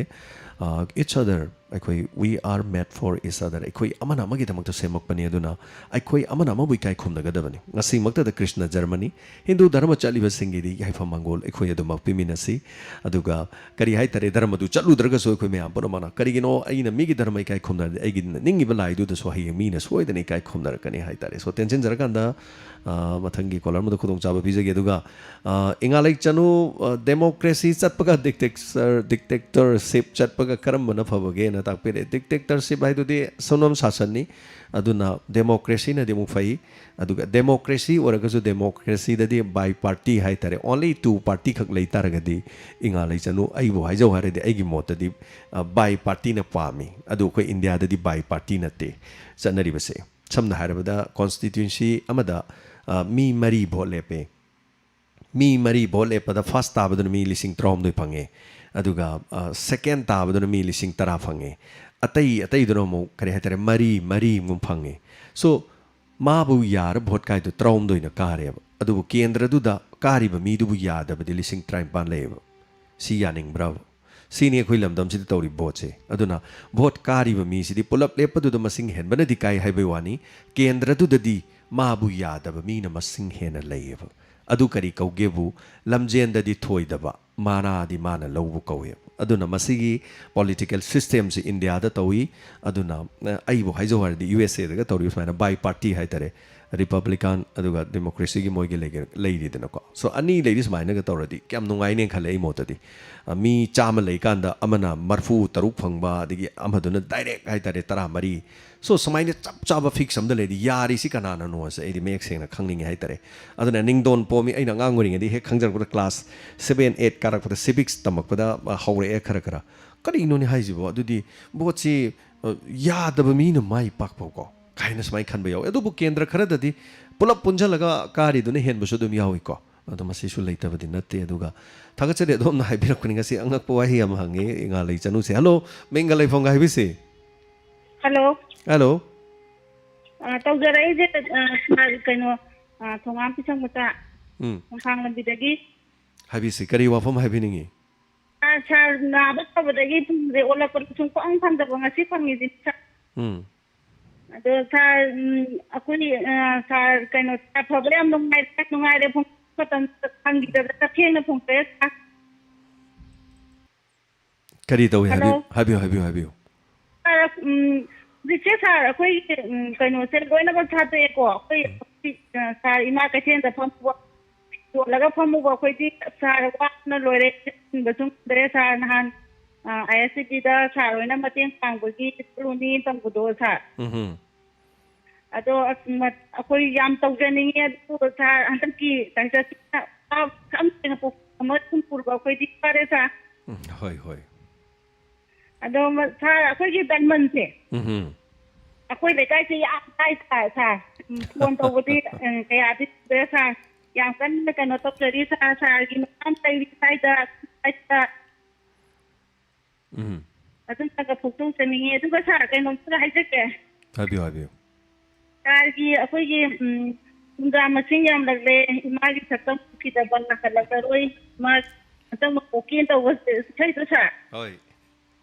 ꯑꯗꯨ ꯌꯥꯝ ꯐꯖꯩ ꯁꯥꯔ ꯑꯗꯨ ꯑꯃꯨꯛꯇꯪ ꯀꯩꯅꯣꯗꯕꯨꯗꯤ ꯌꯨꯇꯨꯕꯇꯕꯨꯗꯤ ꯍꯟꯖꯟꯅꯕꯨꯗꯤ ꯇꯥꯖꯩ ꯁꯥꯔ ꯍꯣꯏ ꯊꯥꯒꯠꯆꯔꯤ ꯍꯣꯏ ꯁꯣꯏꯗꯅ ꯊꯥꯖꯒꯦ ꯑꯇꯩ ꯃꯇꯝꯗꯁꯨ ꯍꯥꯏꯇꯥꯔꯦ ꯍꯣꯏ ꯀꯔꯤ ꯆꯤꯊꯕ ꯂꯩꯕꯤꯔꯤ ꯁꯤꯅ ꯂꯣꯏꯕꯤꯔꯕ꯭ꯔꯥ ꯑꯇꯣꯞꯄ ꯂꯩꯕꯤꯔꯤꯕ꯭ꯔꯥ ꯑꯗꯩꯗ ꯁꯥꯔ ꯑꯩꯅ ꯎꯖꯅꯤꯡꯕꯗꯤ ꯁꯥꯔ ꯑꯩꯈꯣꯏ ꯗꯣꯅꯔ ꯒ꯭ꯔꯨꯞꯀꯤꯗꯣ ꯑꯗꯩꯗꯨꯗꯁꯨ ꯌꯥꯎꯖꯅꯤꯡꯕ ꯑꯗꯣ ꯍꯧꯖꯤꯛꯁꯦ ꯑꯩꯈꯣꯏ ꯏꯟꯗꯣꯝꯆꯥ ꯑꯃꯒ ꯑꯩꯒ ꯇꯧꯔꯒ ꯁꯥꯔꯁꯦ ꯂꯥꯛꯆꯒꯦ ꯍꯧꯖꯤꯛꯁꯦꯀꯣ ꯅꯥꯗꯅ ꯂꯩꯔꯦ ꯑꯗꯨꯗꯨꯅ ꯐꯔꯀꯥꯟꯗ ꯂꯥꯛꯆꯒꯦ ꯁꯥꯔ ꯌꯥꯝ ꯇꯧꯗꯅ ꯇꯧꯕꯤꯕꯗꯣ ꯌꯥꯝ ꯅꯨꯡꯉꯥꯏ ꯑꯗꯨꯕꯨ ꯃꯇꯦꯡ ꯄꯥꯡꯕꯤꯕꯗꯣ ꯌꯥꯝ ꯅꯨꯡꯉꯥꯏꯖꯩ ꯁꯥꯔ ꯃꯇꯝꯗ ꯌꯥꯎꯖꯒꯦ ꯁꯥꯔ ꯑꯗꯨ ꯐꯣꯡꯗꯣꯛꯆꯅꯤꯡꯕꯅꯤ ꯁꯥꯔ ꯊꯥꯒꯠꯆꯔꯤ ꯗꯣꯅꯔ ꯒ꯭ꯔꯨꯞꯁꯦ ꯀꯔꯤꯁꯨ ꯅꯠꯇꯦꯗ ꯑꯩꯈꯣꯏ ꯁꯨꯃꯥꯏꯅ ꯇꯧꯕꯅꯤ ꯗꯣꯅꯔ ꯒ꯭ꯔꯨꯞ ꯑꯅ ꯍꯥꯏꯁꯦ ꯑꯩꯈꯣꯏ ꯗꯥꯏꯃꯟꯗ ꯂꯩꯕꯤꯔꯤꯕ ꯇꯥꯕꯤꯔꯤꯕ ꯃꯌꯥꯝꯁꯤꯗ ꯊꯥ ꯑꯃꯒꯤꯅꯦ ꯂꯨꯄꯥ ꯆꯥꯝꯃꯗꯪ ꯈꯥꯏꯕꯅꯦ ꯁꯨꯡꯂꯦꯞ ꯂꯦꯞꯇꯅ ꯈꯥꯏꯕ ꯇꯣꯛꯄꯗꯤ ꯌꯥꯗ꯭ꯔꯦ ꯍꯥꯏꯇꯥꯔꯦꯀꯣ ꯍꯣꯏ ꯂꯩꯇꯗꯅ ꯅꯥꯗꯅ ꯌꯦꯛꯇꯅ ꯇꯧꯔꯕꯗꯤ ꯑꯩ ꯍꯟꯗꯛꯀꯤꯁꯦ ꯃꯊꯪ ꯊꯥꯗ ꯄꯨꯒꯠꯆꯔꯒꯦ ꯍꯥꯏꯔꯁꯨ ꯌꯥꯏꯀꯣ ꯑꯗꯨꯗꯒꯤ ꯂꯥꯛꯄ ꯑꯩꯈꯣꯏ ꯃꯤ 200ꯒ ꯈꯔ ꯍꯦꯟꯅ ꯂꯩꯌꯦ ꯍꯧꯖꯤꯛꯁꯦ ꯑꯗꯨꯅ ꯍꯥꯏꯔꯤꯕ ꯃꯤ ꯃꯁꯤꯡꯗꯨꯗꯒꯤ ꯍꯥꯏꯗꯔꯦ ꯊꯥ ꯑꯃꯗ ꯂꯨꯄꯥ 10,000 ꯗꯒꯤꯅ 15 ꯐꯥꯎꯕ 30 ꯃꯌꯥ ꯐꯥꯎꯗꯤ ꯂꯥꯛꯑꯦꯕ ꯑꯗꯣ ꯃꯤꯁꯦ ꯍꯟꯗꯛ ꯑꯃꯅꯤ ꯑꯗꯨꯝ ꯊꯥꯡꯉꯛꯇꯕꯁꯨ ꯌꯥꯎꯏ ꯋꯥꯔꯤꯕꯣ ꯑꯗꯣ ꯃꯈꯣꯏꯁꯤꯡꯗ ꯂꯥꯛꯄ ꯂꯨꯄꯥ 10,000 something ꯈꯔ ꯍꯦꯟꯕꯗꯣ ꯃꯗꯨ ꯀꯅꯥꯒꯨꯝꯕ ꯂꯩꯖꯗꯕ ꯏꯃꯨꯡ ꯑꯃꯗ ꯃꯇꯦꯡ ꯈꯔ ꯄꯥꯡꯕ ꯑꯗꯨꯒ ꯗꯥꯏꯃꯟꯒꯤ ꯍꯥꯏꯇꯥꯔꯦ ꯑꯩꯈꯣꯏꯒꯤ ꯑꯋꯥꯠ ꯑꯄꯥ ꯀꯔꯤꯒꯨꯝꯕ ꯑꯃ ꯁꯦꯝ ꯁꯥꯅꯅꯕ ꯅꯠꯇ꯭ꯔꯒ ꯀꯩꯅꯣꯝꯃ ꯍꯣꯠꯅꯔꯛꯄ ꯃꯇꯝꯗ ꯃꯌꯥꯝꯗꯒꯤ ꯃꯇꯦꯡꯁꯨ ꯈꯔ ꯑꯗꯨꯝ ꯂꯧꯕꯁꯨ ꯑꯗꯨꯃꯥꯏꯅ ꯇꯧꯕ ꯍꯥꯏꯕꯅꯤ ꯍꯧꯖꯤꯛꯃꯛꯀꯤꯗꯤ ꯂꯧꯕꯗꯤ ꯂꯩꯇ꯭ꯔꯤ ꯑꯗꯨꯕꯨ ꯍꯥꯏꯔꯤꯕꯁꯦ ꯖꯨꯟ ꯊꯥꯗꯒꯤ ꯁꯦꯝꯃꯛꯄꯅꯤ ꯁꯤꯒꯤ ꯃꯃꯥꯡꯗ ꯂꯩꯔꯝꯕꯅ ꯃꯌꯥꯝꯅ ꯄꯤꯔꯛꯄ ꯑꯩꯈꯣꯏꯗ ꯇꯝꯃꯛꯄ ꯑꯗꯨꯒ ꯑꯩꯒꯤ ꯂꯅꯥꯏ ꯐꯨꯔꯤꯈꯥꯎꯗꯒꯤ ꯑꯣꯔ ꯁꯨꯃꯥꯏꯅ ꯑꯗꯨꯝ ꯈꯔ ꯆꯠꯂꯦ ꯍꯥꯏꯇꯥꯔꯦ ꯑꯗꯨ ꯌꯥꯝ ꯅꯨꯡꯉꯥꯏꯖꯩ ꯍꯥꯏꯕꯤꯔꯛꯄꯁꯦ ꯍꯧꯖꯤꯛꯀꯥꯟꯗꯤ ꯑꯗꯨ ꯌꯥꯎꯕꯤꯕ ꯌꯥꯏ ꯀꯔꯤꯁꯨ ꯀꯥꯏꯗꯦ ꯑꯊꯨꯕ ꯃꯇꯝꯗ ꯍꯥꯏꯔꯤꯕ ꯃꯁꯤ ꯒ꯭ꯔꯨꯞꯇ ꯂꯩꯔꯤꯕꯁꯤꯡ ꯑꯁꯦ ꯀꯣꯔꯣꯅꯥꯅ ꯐꯔꯛꯑꯗꯤ ꯗꯣꯅꯔ ꯒ꯭ꯔꯨꯞ ꯉꯥꯛꯇꯒꯤ ꯑꯣꯏꯕ ꯍꯥꯏꯇꯥꯔꯦꯀꯣ ꯁꯤꯗꯩꯗ ꯑꯩꯈꯣꯏ ꯇꯤ ꯁꯥꯔꯠ ꯑꯉꯧꯕ ꯑꯃꯃꯝ ꯑꯩꯈꯣꯏ ꯂꯣꯏꯅ ꯄꯤꯕ ꯇꯤ ꯁꯥꯔꯠ ꯑꯉꯧꯕꯗꯨꯒꯤ ꯃꯃꯥꯡ ꯊꯪꯕ ꯁꯔꯨꯛꯇ ꯗꯥꯏꯃꯟ ꯗꯣꯅꯔꯁ ꯒ꯭ꯔꯨꯞ ꯀꯥꯏꯅ ꯊꯥꯕ ꯂꯝꯕꯤꯗ ꯂꯤꯠꯂ ꯆꯠꯂꯒꯁꯨ ꯃꯤꯅ ꯎꯕ ꯃꯇꯝꯗ ꯑꯣ ꯗꯥꯏꯃꯟꯗ ꯌꯥꯝꯃꯁꯨ ꯌꯥꯝꯗ꯭ꯔꯁꯨ ꯑꯋꯥ ꯑꯅꯥꯒꯤ ꯃꯇꯦꯡ ꯄꯥꯡꯕ ꯃꯤꯅꯤꯀꯣ ꯀꯥꯏꯅ ꯈꯪꯅꯅꯕ ꯍꯥꯏꯇꯥꯔꯦ ꯃꯁꯤꯗ ꯁꯨꯡꯌꯥꯎ ꯌꯥꯎꯗ꯭ꯔꯁꯨ ꯑꯃꯈꯛꯀ ꯂꯩꯔꯤ ꯑꯗꯨꯒ ꯀꯔꯤꯅꯣ ꯍꯥꯏꯀꯥꯟꯗ ꯗꯥꯏꯃꯟ ꯗꯣꯅꯔꯁꯇ ꯌꯥꯎꯗ꯭ꯔꯁꯨ ꯀꯅꯥꯒꯨꯝꯕ ꯂꯩꯔꯤꯕ ꯏꯃꯨꯡ ꯊꯥ ꯑꯃꯗꯅꯦ ꯑꯗꯨꯝ ꯂꯨꯄꯥ 1,000 ꯅꯠꯇ꯭ꯔꯒ ꯂꯨꯄꯥ 500 ꯅꯠꯇ꯭ꯔꯒ 2,000 ꯄꯤꯔꯛꯄ ꯃꯤ ꯂꯩꯌꯦꯕ ꯑꯗꯨꯝ ꯃꯈꯣꯏꯅ ꯑꯗꯨꯃꯥꯏꯅ ꯑꯩꯈꯣꯏꯗ ꯄꯤꯕꯤꯔꯛꯄꯁꯤꯡꯗꯣ ꯗꯣꯅꯔ ꯒ꯭ꯔꯨꯞꯇ ꯌꯥꯎꯗ꯭ꯔꯁꯨ ꯃꯈꯣꯏꯗꯁꯨ ꯄꯤꯒꯅꯦꯕ ꯑꯩꯈꯣꯏꯅ ꯐꯨꯔꯤꯠ ꯑꯃꯃꯝ ꯗꯥꯏꯃꯟꯒꯤ ꯂꯣꯒꯣ ꯌꯥꯎꯔꯒ ꯍꯥꯏꯇꯥꯔꯦ ꯃꯌꯨꯝꯗ ꯃꯆꯥ ꯃꯁꯨꯅꯁꯨ ꯂꯤꯠꯆꯁꯅꯨ ꯂꯩꯀꯥꯏꯅꯁꯨ ꯈꯪꯖꯁꯅꯨ ꯂꯩꯒꯦꯔꯥ ꯂꯩꯔꯣꯏꯔꯥ ꯆꯥꯒꯦꯔꯥ ꯊꯛꯑꯣꯏꯔꯥ ꯑꯩ ꯃꯤꯑꯣꯏꯕ ꯈꯨꯟꯅꯥꯏ ꯑꯁꯤꯗ ꯂꯩꯔꯤꯕ ꯃꯤꯑꯣꯏꯕꯒꯤ ꯑꯋꯥ ꯑꯅꯥꯗ ꯂꯨꯄꯥ 5ꯗ ꯑꯣꯏꯔꯁꯨ ꯃꯇꯦꯡ ꯄꯥꯡꯕ ꯃꯤꯅꯤ ꯍꯥꯏꯕꯗꯣ ꯃꯗꯨ ꯃꯤꯌꯥꯝꯗ ꯃꯁꯛ ꯇꯥꯛꯅꯅꯕꯒꯤ ꯈꯨꯗꯣꯡꯆꯥꯕ ꯑꯃꯗꯤ ꯑꯣꯏꯔꯅꯦꯕ ꯁꯤꯃ ꯂꯩꯔꯦ ꯑꯗꯨꯒ ꯑꯅꯤꯁꯨꯕꯗ ꯑꯩꯈꯣꯏ ꯁꯤꯗ ꯄꯨꯜꯂꯀꯥꯟꯗ ꯆꯥꯛ ꯆꯔꯥ ꯑꯃꯁꯨ ꯆꯥꯃꯤꯟꯅꯕ ꯑꯋꯥꯠ ꯑꯄꯥ ꯀꯔꯤ ꯂꯩꯒꯦ ꯀꯔꯥꯏ ꯀꯔꯥꯏꯗ ꯀꯅꯥ ꯅꯣꯏꯒꯤ ꯂꯩꯀꯥꯏꯗꯅ ꯀꯔꯤ ꯂꯩꯕ ꯑꯩꯈꯣꯏ ꯂꯩꯀꯥꯏꯗꯅ ꯀꯔꯤ ꯂꯩꯕ ꯑꯗꯨꯒ ꯁꯨꯃꯥꯏꯅꯁꯨ ꯑꯗꯨꯝ ꯇꯧꯅꯅꯕ ꯍꯥꯏꯇꯥꯔꯦ ꯇꯦꯟꯁꯟꯖꯒꯤ ꯋꯥꯐꯝꯁꯦ ꯃꯔꯨꯑꯣꯏꯕ ꯗꯥꯏꯃꯟꯒꯤ ꯗꯣꯅꯔꯁ ꯒ꯭ꯔꯨꯞꯅ ꯂꯩꯔꯤꯕꯗꯨꯒꯤ ꯃꯔꯝ ꯍꯥꯏꯇꯥꯔꯦꯀꯣ ꯃꯗꯨ ꯈꯤꯇꯪ ꯇꯝꯖꯕꯅꯤ ꯑꯗꯨꯒ ꯃꯤꯌꯥꯝ ꯑꯍꯜ ꯂꯃꯟ ꯌꯥꯎꯔꯤ ꯅꯍꯥ ꯌꯥꯎꯔꯤ ꯑꯍꯟ ꯑꯩꯈꯣꯏꯒꯤ ꯃꯧ ꯌꯥꯎꯔꯤ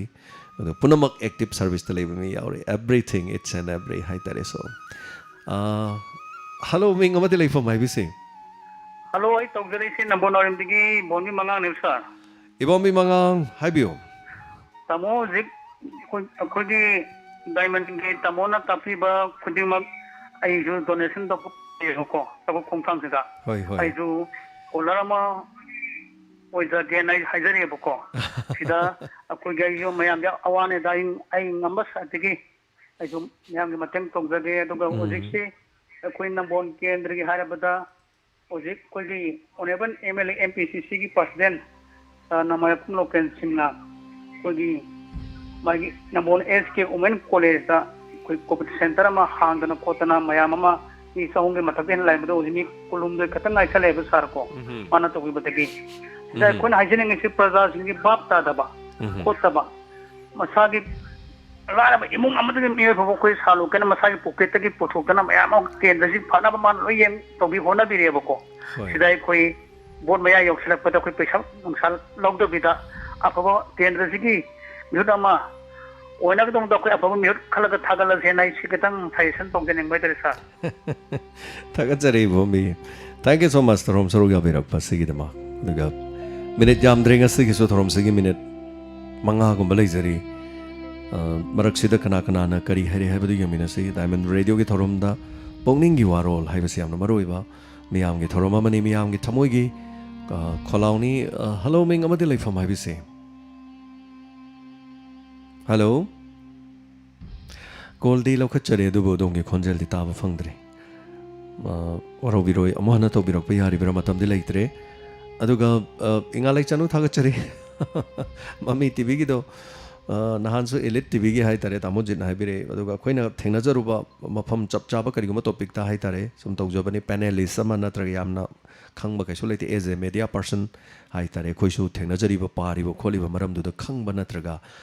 ꯃꯔꯝꯗ ꯊꯦꯡꯅꯔꯛꯄ ꯑꯩꯒꯤ ꯑꯣꯏꯕ ꯃꯣꯠ ꯐꯣꯡꯗꯣꯛꯄ ꯍꯥꯏꯇꯥꯔꯦ ꯌꯦꯁ ꯑꯩ ꯋꯥ ꯉꯥꯡꯕꯗꯤ ꯌꯥꯝꯅ ꯅꯍꯥꯟ ꯃꯃꯤ ꯇꯤꯚꯤꯒꯤ ꯇꯧꯕꯗ ꯌꯥꯝ ꯊꯨꯕꯅꯦ ꯑꯍꯥꯟꯕꯒꯤꯗꯣ ꯑꯅꯤꯁꯨꯕꯗ ꯑꯩ ꯈꯔꯕꯨꯗꯤ ꯁꯦꯝꯗꯣꯛꯆꯈꯤ ꯀꯣꯃꯦꯟꯇ ꯍꯥꯏꯇꯥꯔꯦꯀꯣ ꯃꯌꯥꯝꯅ ꯈꯤꯇꯪ ꯊꯨꯝꯃꯜꯂꯦ ꯍꯥꯏꯔꯦ ꯑꯩꯅ ꯉꯥꯡꯕꯗꯣ ꯍꯜꯂꯣ ꯍꯜꯂꯣ ꯃꯤꯡ ꯑꯃꯗꯤ ꯂꯩꯐꯝ ꯍꯥꯏꯕꯤꯁꯤ ꯍꯌꯦꯡ ꯑꯃꯨꯛꯇꯅꯦ ꯔꯦꯗꯤꯑꯣꯗꯒꯤ ꯈꯤꯇꯪ ꯂꯥꯞꯊꯣꯛꯄꯤꯌꯨ ꯍꯥꯏꯕꯤꯌꯨ ꯀꯔꯤ ꯍꯥꯏꯕꯤꯅꯤꯡꯉꯤ ꯃꯤꯡꯅ ꯔꯣꯁꯤꯅꯥ ꯀꯧꯏ ꯀꯔꯤ ꯍꯥꯏꯕꯤꯅꯤꯡꯕꯅꯣ ꯍꯥꯏꯕꯤꯌꯨ ꯁꯨꯝ ꯈ꯭ꯋꯥꯡ ꯅꯥꯕ ꯑꯗꯨꯒꯨꯝꯕꯒꯤ ꯎꯅꯕꯒꯤ ꯀꯃꯥꯏꯅ ꯇꯧꯒꯦ ꯈ꯭ꯋꯥꯡ ꯅꯥꯕꯒꯤ ꯍꯥꯏꯔꯣ ꯈ꯭ꯋꯥꯡ ꯅꯥꯕꯒꯤ ꯁꯨꯝ ꯅꯥꯕꯒꯤ ꯑꯣ ꯑꯗꯨꯒꯨꯝꯕ ꯗꯣꯛꯇꯔ ꯈ꯭ꯋꯥꯡ ꯅꯥꯕ ꯑꯗꯨꯒ ꯃꯃꯥꯡꯗ ꯎꯅꯈ꯭ꯔꯦ ꯀꯣ ꯃꯃꯥꯡꯗ ꯃꯌꯥꯝ ꯌꯥꯎꯈ꯭ꯔꯦ ꯑꯗꯨ ꯃꯇꯥꯡ ꯆꯥꯕꯗ ꯗꯣꯛꯇꯔꯗꯤ ꯁꯤꯗ ꯂꯥꯛꯄ ꯌꯥꯗ꯭ꯔꯤ ꯑꯗꯨꯅ ꯈꯨꯗꯣꯡ ꯌꯥꯝ ꯆꯥꯗ꯭ꯔꯤ ꯑꯗꯨꯕꯨ ꯍꯧꯖꯤꯛꯃꯛꯀꯤꯗꯤꯀꯣ ꯑꯗꯨꯒ ꯑꯩꯈꯣꯏꯅ ꯑꯦꯗꯚꯔꯇꯤꯁꯃꯦꯟ ꯇꯧꯖꯕ ꯃꯐꯝꯁꯤꯡꯗ ꯈ꯭ꯋꯥꯡ ꯅꯥꯕꯒꯤ ꯃꯐꯝꯁꯤꯡ ꯌꯥꯎꯏ ꯍꯥꯏꯔꯤꯕ ꯅꯝꯕꯔꯗꯨ ꯂꯧꯕꯤꯔꯒ ꯃꯐꯝꯗꯨꯗ ꯆꯠꯄꯤꯔꯒ ꯌꯦꯡꯕ ꯌꯥꯕꯁꯨ ꯑꯗꯨꯒꯨꯝꯕꯒꯤ ꯈꯨꯗꯣꯡꯆꯥꯕ ꯂꯩꯔꯀꯥꯟꯗ ꯅꯝꯕꯔ ꯂꯧꯕꯤꯔꯣ ꯑꯗꯨꯒ OPD ꯇꯧꯔꯒ ꯌꯦꯡꯕꯤꯕ ꯑꯗ ꯑꯩꯈꯣꯏ ꯁꯤꯗꯁꯨ ꯍꯥꯏꯇꯥꯔꯦ ꯗꯣꯛꯇꯔ ꯄ꯭ꯔꯇꯤꯇꯥ ꯆꯦꯔꯤꯇꯦꯕꯜ ꯇ꯭ꯔꯁ ꯂꯩꯔꯤꯕ ꯗꯥꯏꯃꯟ ꯔꯦꯗꯤꯑꯣꯒꯤ ꯍꯦꯛ ꯂꯩꯔꯤꯕ ꯊꯪꯅꯔꯤꯕꯁꯤ ꯃꯁꯤ ꯑꯗꯨꯝ ꯑꯩꯈꯣꯏ ꯍꯣꯁꯄꯤꯇꯥꯜ ꯑꯃ ꯑꯣꯏꯔꯛꯀꯗꯧꯔꯤꯕꯅꯤ ꯗꯣꯛꯇꯔ ꯑꯩꯈꯣꯏꯒꯤ ꯃꯦꯗꯥꯝ ꯄ꯭ꯔꯇꯤꯇꯥ ꯆꯦꯔꯤꯇꯦꯕꯜ ꯇ꯭ꯔꯁꯀꯤ ꯃꯈꯥꯗ ꯆꯂꯥꯏꯕ ꯑꯗꯨꯒ ꯍꯧꯖꯤꯛ ꯃꯁꯤꯒꯤ ꯍꯣꯁꯄꯤꯇꯥꯜꯁꯤ ꯂꯣꯏꯗ꯭ꯔꯤꯉꯩꯗ ꯑꯩꯈꯣꯏ ꯉꯔꯥꯡꯗꯒꯤ ꯍꯧꯈ꯭ꯔꯦ ꯃꯗꯨꯗꯤ ꯀꯔꯤꯅꯣ ꯍꯥꯏꯀꯥꯟꯗ ꯇꯣꯉꯥꯟ ꯇꯣꯉꯥꯟꯕ ꯍꯤꯔꯝ ꯀꯌꯥꯒꯤ ꯑꯅꯥꯕ ꯀꯌꯥꯗ ꯑꯩꯈꯣꯏ ꯌꯥꯝꯅꯁꯨ ꯌꯥꯝꯗ꯭ꯔꯁꯨ ꯍꯞꯇꯥ ꯑꯃꯗ ꯗꯣꯛꯇꯔ ꯑꯃ ꯄꯨꯔꯛꯅꯕ ꯑꯍꯥꯟꯕꯒꯤ ꯔꯥꯎꯟꯗ ꯍꯣꯠꯅꯖꯔꯤ ꯍꯦꯟꯒꯠꯂꯛꯄ ꯌꯥꯔꯤ ꯃꯊꯪ ꯀꯣꯚꯤꯗꯁꯤꯅꯕꯨ ꯐꯔꯛꯑꯗꯤ ꯃꯤꯌꯥꯝꯒꯤꯗꯃꯛꯇ ꯌꯥꯝꯅ ꯌꯥꯔꯤ ꯇꯧꯖꯔꯛꯀꯦꯅ ꯑꯗꯨꯃꯥꯏꯅ ꯍꯥꯏꯖꯒꯦ ꯁꯣ ꯊꯦꯡꯛ ꯌꯨ ꯁꯣ ꯃꯆ ꯊꯧꯔꯝꯁꯤ ꯁꯔꯨꯛ ꯌꯥꯕꯤꯕꯁꯤꯒꯤꯗꯃꯛ ꯃꯊꯪꯒꯤ ꯀꯣꯂꯔ ꯑꯃꯗ ꯑꯃꯨꯛ ꯈꯨꯗꯣꯡꯆꯥꯕ ꯑꯃꯨꯛ ꯄꯤꯖꯔꯤ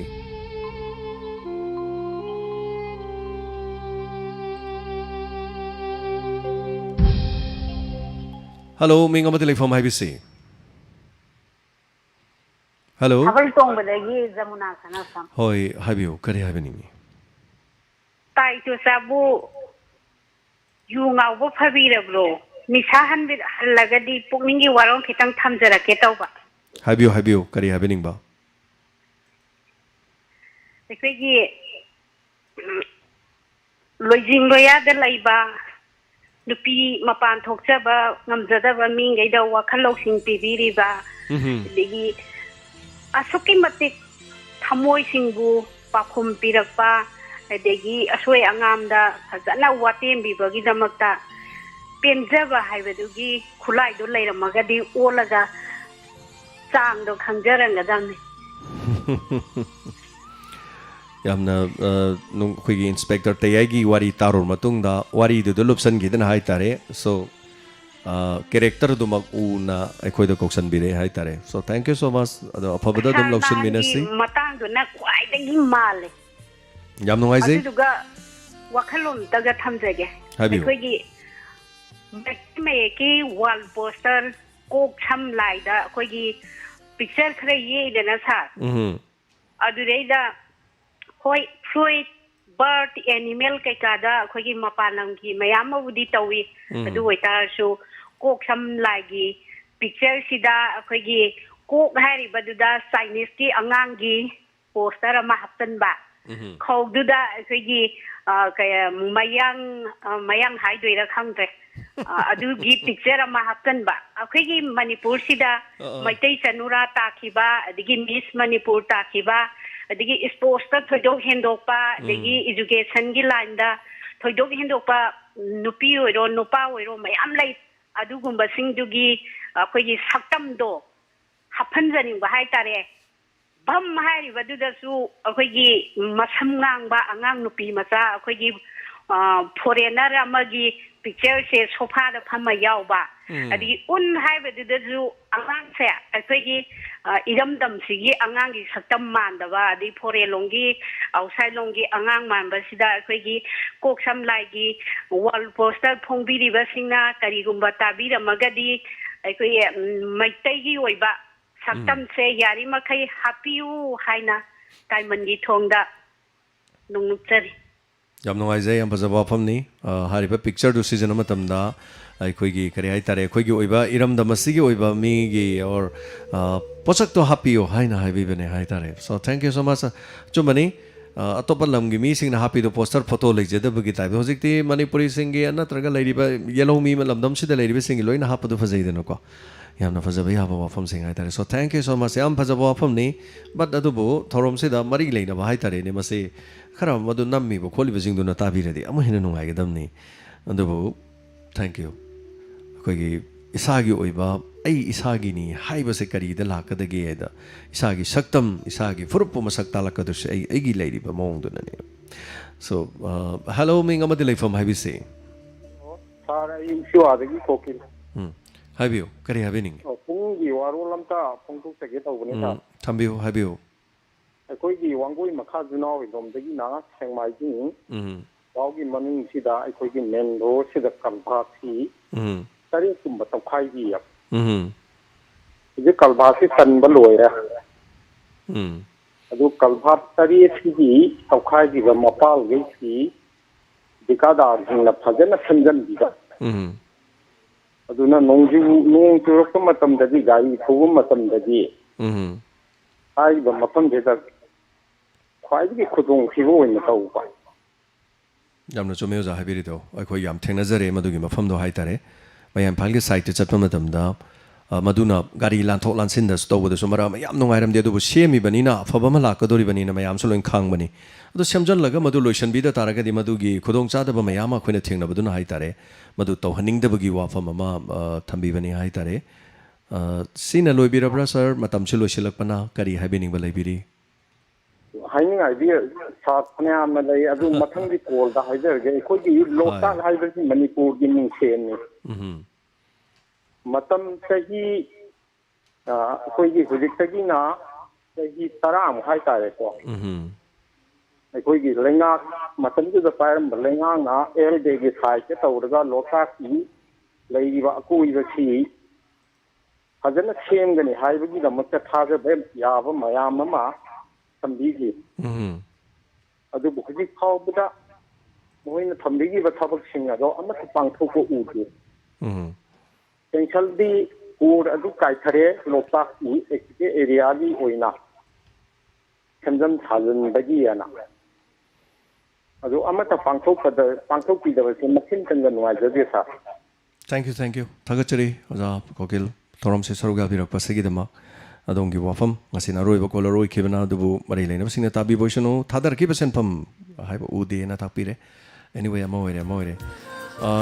ngasi mateng pangwala pira Diamond Radio da singam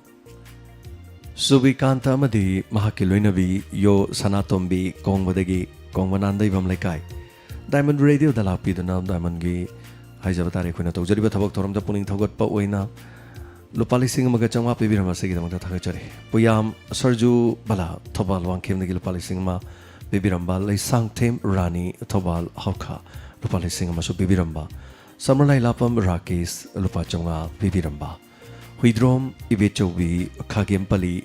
Huidrom lakai digi lupa lising ama pibiramba Diamond Radio gi tawjari ba thabak thorma sigidama hanana thagachiri adomadongi punchida nadi yektaba loinana tung koina Diamond Radio bu tabi duna nungai raba punchi amada leiba oibiu haina isor gi mafam da dongi damakta nizari hona zari Diamond Radio na miyam gi damak lepa leitana hona khigani makhatana duma Torong kaya miyam gi damak purong na honajari matam gi matungina on ba ohong balak na ba honabada tongan ba technology kya season adu miyam ba hena taba nungai na ba hena nungai na ba gi damak honabadi lepchatri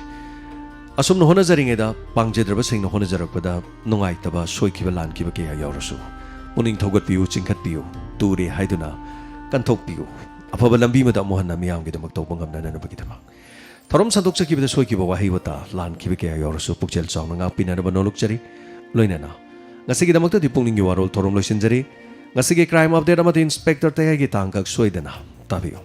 hojiki damakta di tabiri wasibu James Saguzam namukana kurumjari